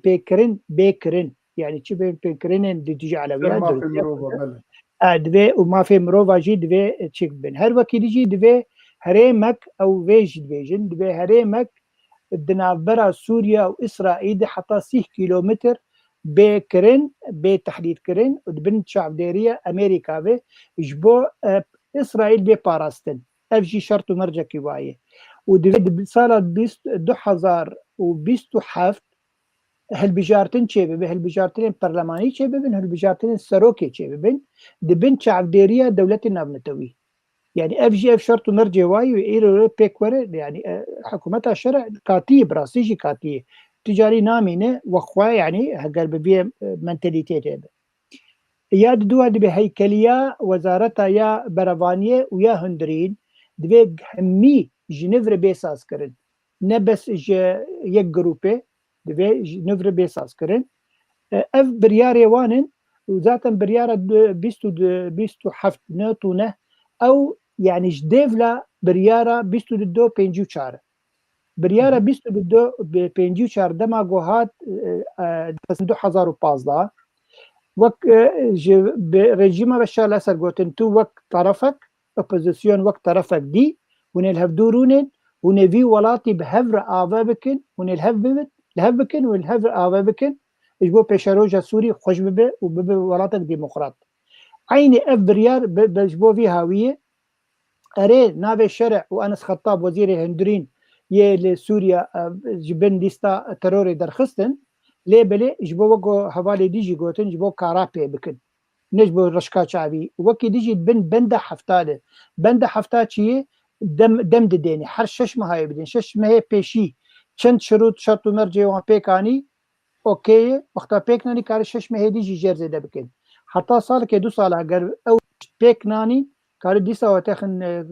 لستا تروري ده و تشتي جو خصن ناب دسي وادج دسي وادرخن تشتك كليفر هي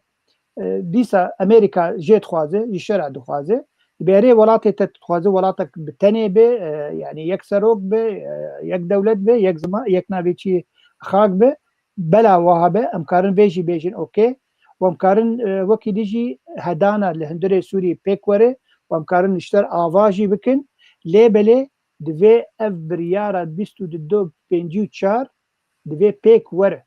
يعني تو وقت ده سالادار وقت بيك هاتيين دي سوري دي حمي بهفره وكاربن بي ولاتي بهفره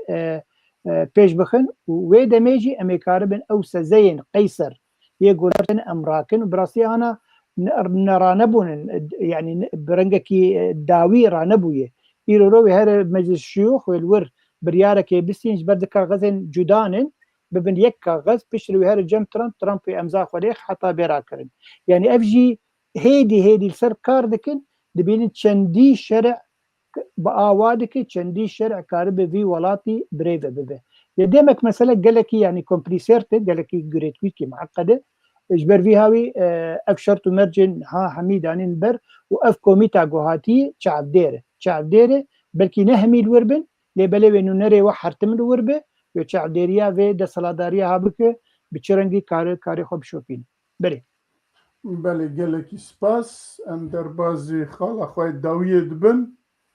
اگر تشتکی دن تنبه والله ام قالك كومنتار هاتيني بسنة كومنتار داوية دبيجي دبلوماسية تحريك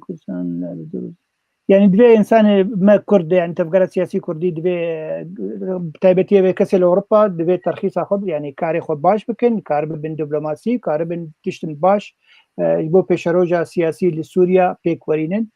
لبلي هوالا ملفر تشتكي باش قوتبو هوالا ما فاطمه كومنتارا الدرنجي كات لبلي دجير بخوينم هوالا ما فاطمه بيجي جدما تفكير سياسيه كردي الكردستان سوريا هذا مزراندن حتى ايرو روسيا ستا وينهاتي جوهرتين وهو كي ديجي تيكوشينا وي انجي خباتا وينهاتي جوهرتين وحتى انا جبت لي ديستيكا سياسيه هرمي ويانا دولتيجي تد نجهان خوشت جرك ايرو خو پیش بخن وا جوهرتين بلز گوچه دبن بگهنه وبيشبو كاربن پیش روژه مافی کرده آنجی تشت نتوی پیک ورین بدست بخن دوی اف روشا ایرو روشا یانو برنگکی خوشک بی خوندن جبو بگونجه لگور خونن کرده و مافین کرده بله که مرزا بله گلک سپاس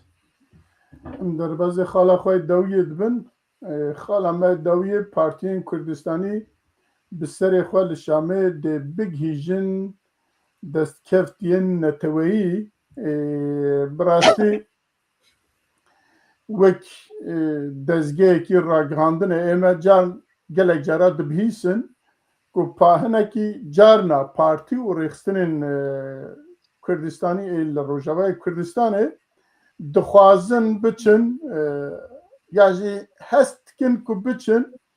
li Şamê bi dewletê re ya jî bi hikûmeta şer'a re bi serê xwe danûstandinan bikin û li ser navê bêjin milletê Kurd dikin ya jî li ser navê partiya xwe dikin ki çi dibêje bira bêje her gavekî ku çû wê ew êdî qazanj be zirar be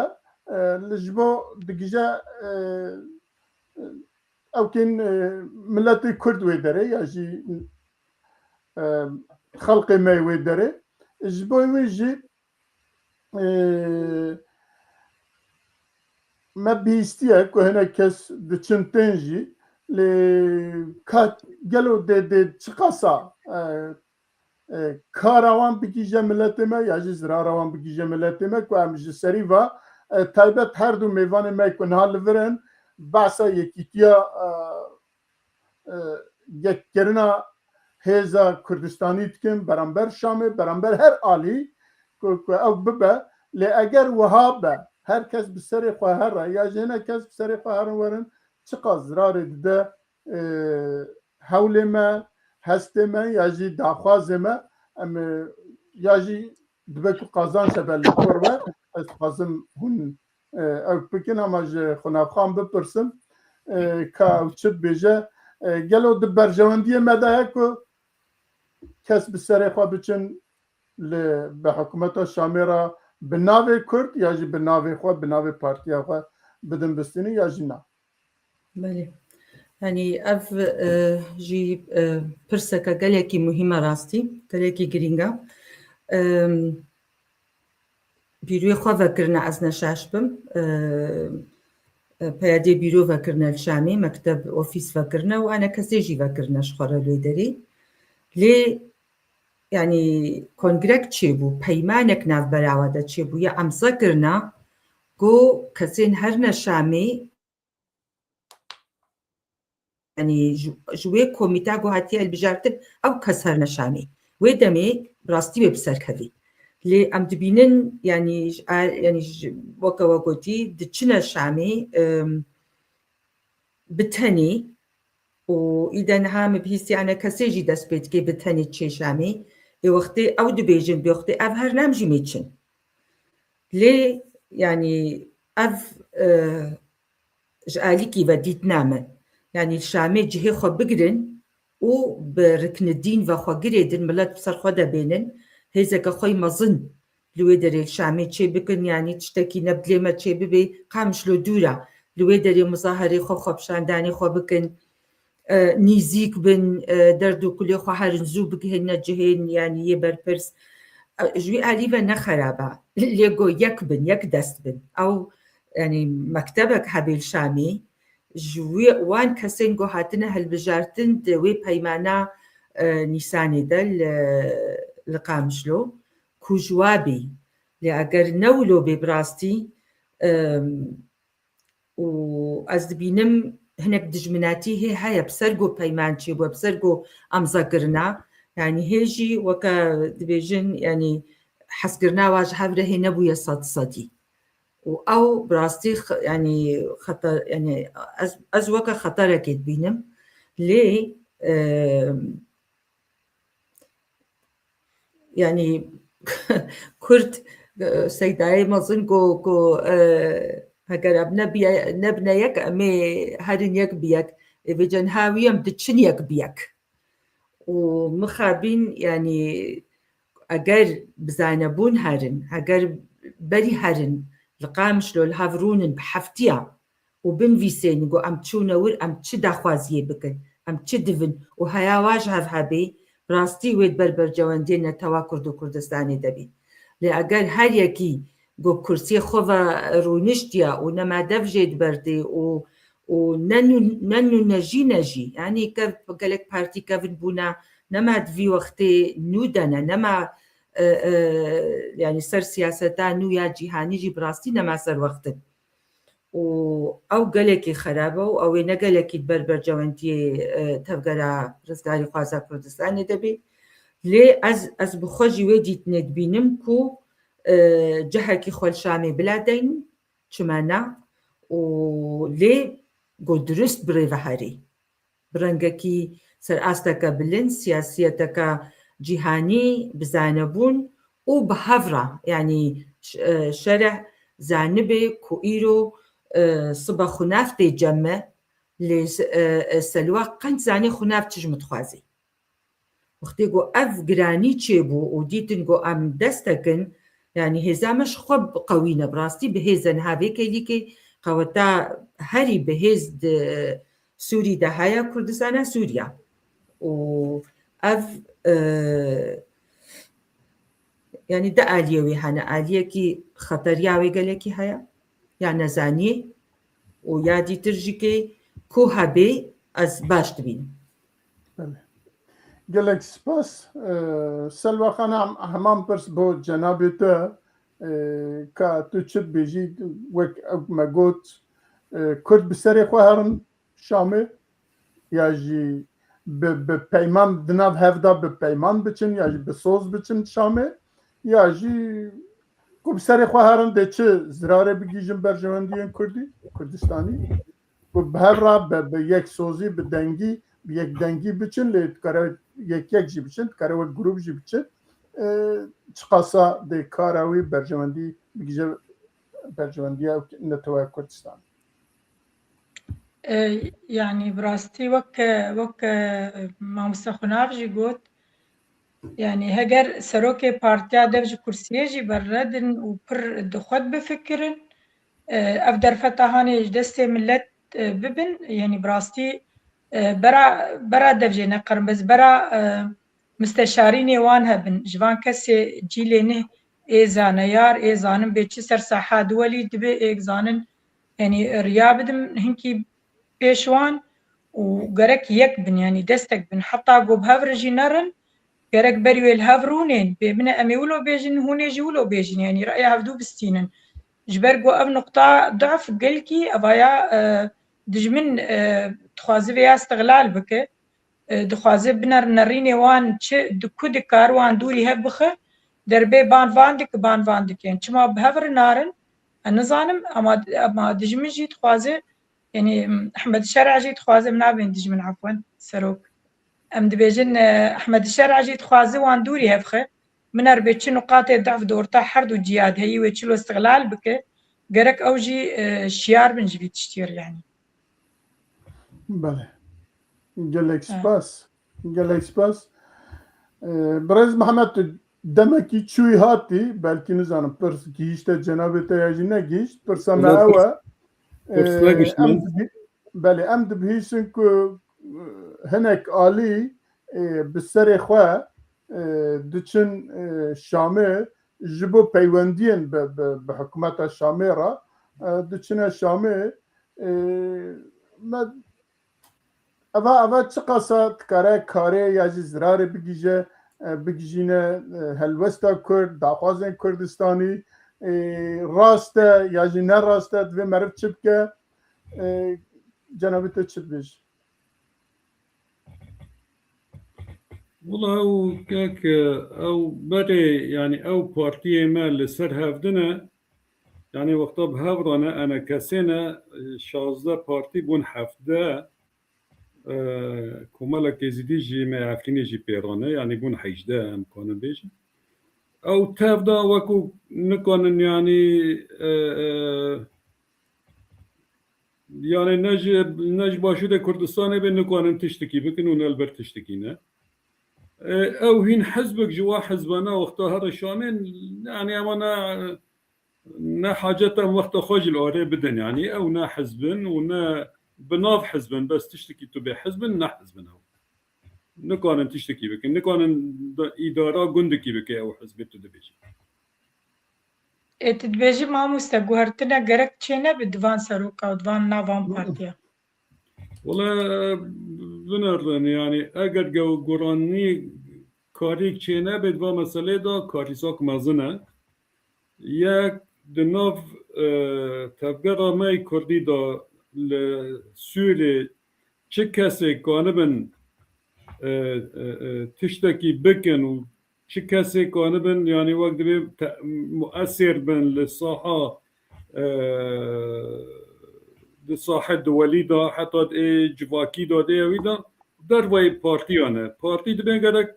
لیوگر که چه بکن و بزانم من چکم کاری وان هنه خال خواه وگرن حتانی نه او تنه به هف را یک بونه بکن نه او تف داشی به هف را یک بونه بکن نه قاصری او کسین میل دروانه او کسی شخصیات لدروای احزاب امانه او بهتر مؤثرترنج اوید ناف حزبات امانه بهترن لیم خوابن نزانم یعنی که شیعه که دناف ما سیاست آمای کردی دا چل باکر به چل روش آوا به روشلات باش نزانم همی او کسین کار کردن او کانمن تأثیر آن هبه در وی پارتیانه از یعنی چندی ام بین اگر کشه جوان دای لبیتر کشه هم مزنج پارتی ها دای جبر خانه گهارن یعنی لشون دم خامانه به دمه را نامشن بله براستی هگرولا خوشک نمشینن یعنی براستی وقتا بری یعنی بگوره خوش کاسلو یعنی بری وقتا دستور عراق بنفسینن لوی داره که میرزاجی بلکی الوادر نازانه بی از بارم چه اکادمیه ما حقوقی افد پسپورن دا حقوقی دا قانون دا جه امریکا دا اوروپا دا جه درادا حمو دعوت کرن لوی داره بروجار رونشتن لهفدران نقاش کرن مام جلال کاک مسعود به هفران نقاش کرن بواجباتی را نقاش کردن اما چاولاف بکن چاو دستور دینن چاو فلان بکن حتی کنین حتی اینها چه انا کسی بیان چی پیاده به حتی اینها بان کسی که سر بخواه کردن وره بابا اما چه بکن بشامه را چاولاف ده بکن نه من نبیستیه نظامش دبین خوابه یا تید پارتیاوان ده بیا کسی تا گودارینک پارتی وانجی خدمت میکنن از مبادی به ملکی نیوسانجی یکی ج پارتینا روزانه سر تلویزیونا گوتنه مزن و سرقابون و فلان دکرن روزا که از لما طعمه که هم راست افدی هاتن جا وقت خوارنجی او چهار کسوین از پنجه میگوتو میوانه ما ایشف از پنجه بوم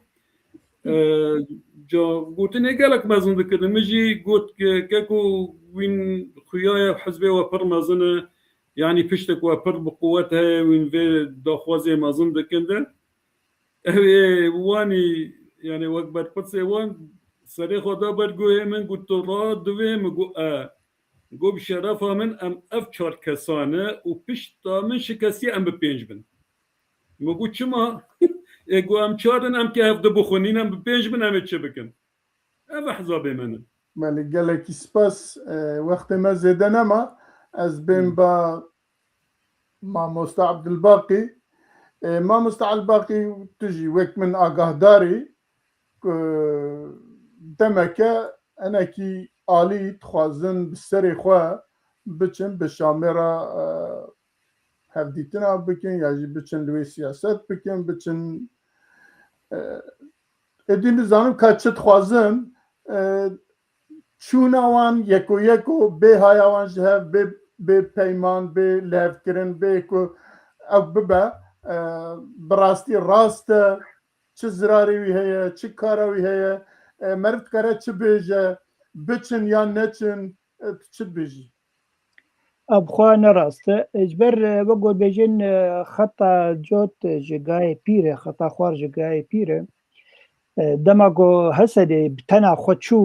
ام بيجن وعد ام مسألة عسكرية مناقشة لكن ما قو اوكي بيشتري ريفابريا خسر بخور برين قو مسألة خدمية مناقشة كم هنديزيكي مسألة كردية بونه باشر مسد بخور برين مسد مجلس سوريا الديمقراطي يعني انجمن الديمقراطية السوري عرب جي بخور برين یا حرتم متقوت يعني متقلق جارا مد سيرفي منبري قلت هي مقوت تما مظلوم عبدي دري وقال لك انسان بخورد به يكيش انا كسيجي بب يجبرهون مسألة كيشا كردي مناقشة دكن وإنما مسألة عسكري وخدمي تاني بكارتين يجبر فيها أنا كسي ديت قو بيشتي بيمانا 26 ماه نيساني هاتي أقول بيجين بيشت قوه كرن يجبر فيها وي أوجد خوازي إيرورو ناج موجودم ملت بمرايب قالك بارتيهم قالك بارتينن دي وجود عمجي هبه يعني خويا يسر بيه مسألة أوجد ليزد وحتى يكا جهبالا ريبابريا خسر برنجكي تند كوهجر أنا كسي هرب الشرع روني أم قبولناك باشا شو ما تقبلناك وقتها تضرب ببارودني وتك أنا كسي بيش جهدك يعني جرك إيرورو يعني براسي كردي ما تفكر سياسي كردي بحردو هي زي الخوا لهفدو باشرونين وقهبالي محمد حمو قوت مرجعي كيتشيكن ليفا كيتشيكن وليفا جرك خشكو تند وحمي بيك دنجي بيك هالوستي هرن شامي نحر يك بتنا خل جور برجواندية بارتية خون ام برجواندين هيزي خوا يعني تشكي قالك إشاجة جبلي ولو بارتيك جي بارتية أنا كسي يا جنابي أورتية شو بتنا خب بوزارة أجدر بيا سوء رونشت وأفقالتك قالك مزنة وأنا كسي رونشتنا كر وبيانك بيدر خست وجيرا جوتن سيجنالك داني قوتي قبول ناك يك بتنا خوا هرب بدي حكومتي روني تشتي هاري كان باخ يك جنك لألمانيا دمينة بويه إيرورو مستشارة شورمندا وزارة يا جواكي ويا كار لهندري سوري ويا مستشار نابي تعيين كري أو أنداما بارتيه كي أو بارتي حتى إيرورو سيجنالك ندانين قوتي بتشرنجي تشوي ور وتبوي أنداما ور أنت بوي مستشارة ور يعني قالك براسيجي أو شرع إيرورو وقو حميها بالا حرسها بالا جبوت دخوازن كرداش هبخن اگر کارك الفر بدنت وزارتك الفر بدنت چند اندام تبكن برلمانتي الفر يجبو دنگ كرد نيك دنگ به او حيث الوسطى وايجبو كيش باقي دقيقة ما مايا برزامبيا تمام الوسطى وايجبو كيشا كردي لاواز به او داخوازي خوي مزن يتند نخوازن بريم وقت ما نما سليمان انا موظفين يعني تبع اولادك سورة منن رو وقت منما بود 2 ساعت ما تمام بو تمام دبد بهم پیشک 2 ساعت تمام بد بهم بگرن مالاوا آوا از گلکی سپاسی ودکم هون هر بخیر هاتنه و هیوید کم جارکی دن دو جاری دن ام هف جاردن ببینن و حتی برنامه کی دن و سپاس بو اوزان کو آوا 2 ساعت لپشت درد مدكشنا هر واسباز بوان تماشواني كل 2 ساعات بمرانه حتى جارك دن ونتب من خير خوشيه دا بخاطروا شباب دكابري خاطر بخوازي كي وبيروز باهيش قالك تشتار ريك بيروز باهي كي جا حفتي و 3 سال تا مزراندنا تفقرا جنا كرد عفرتان كردستانا باشور بيروز دكن ام بيروز دكن ما بيروز ساعات خوش بيروز شباب بمين خوش بمين قد خوش بده سباش بو ان شاء الله يبيدك سباش بو حميد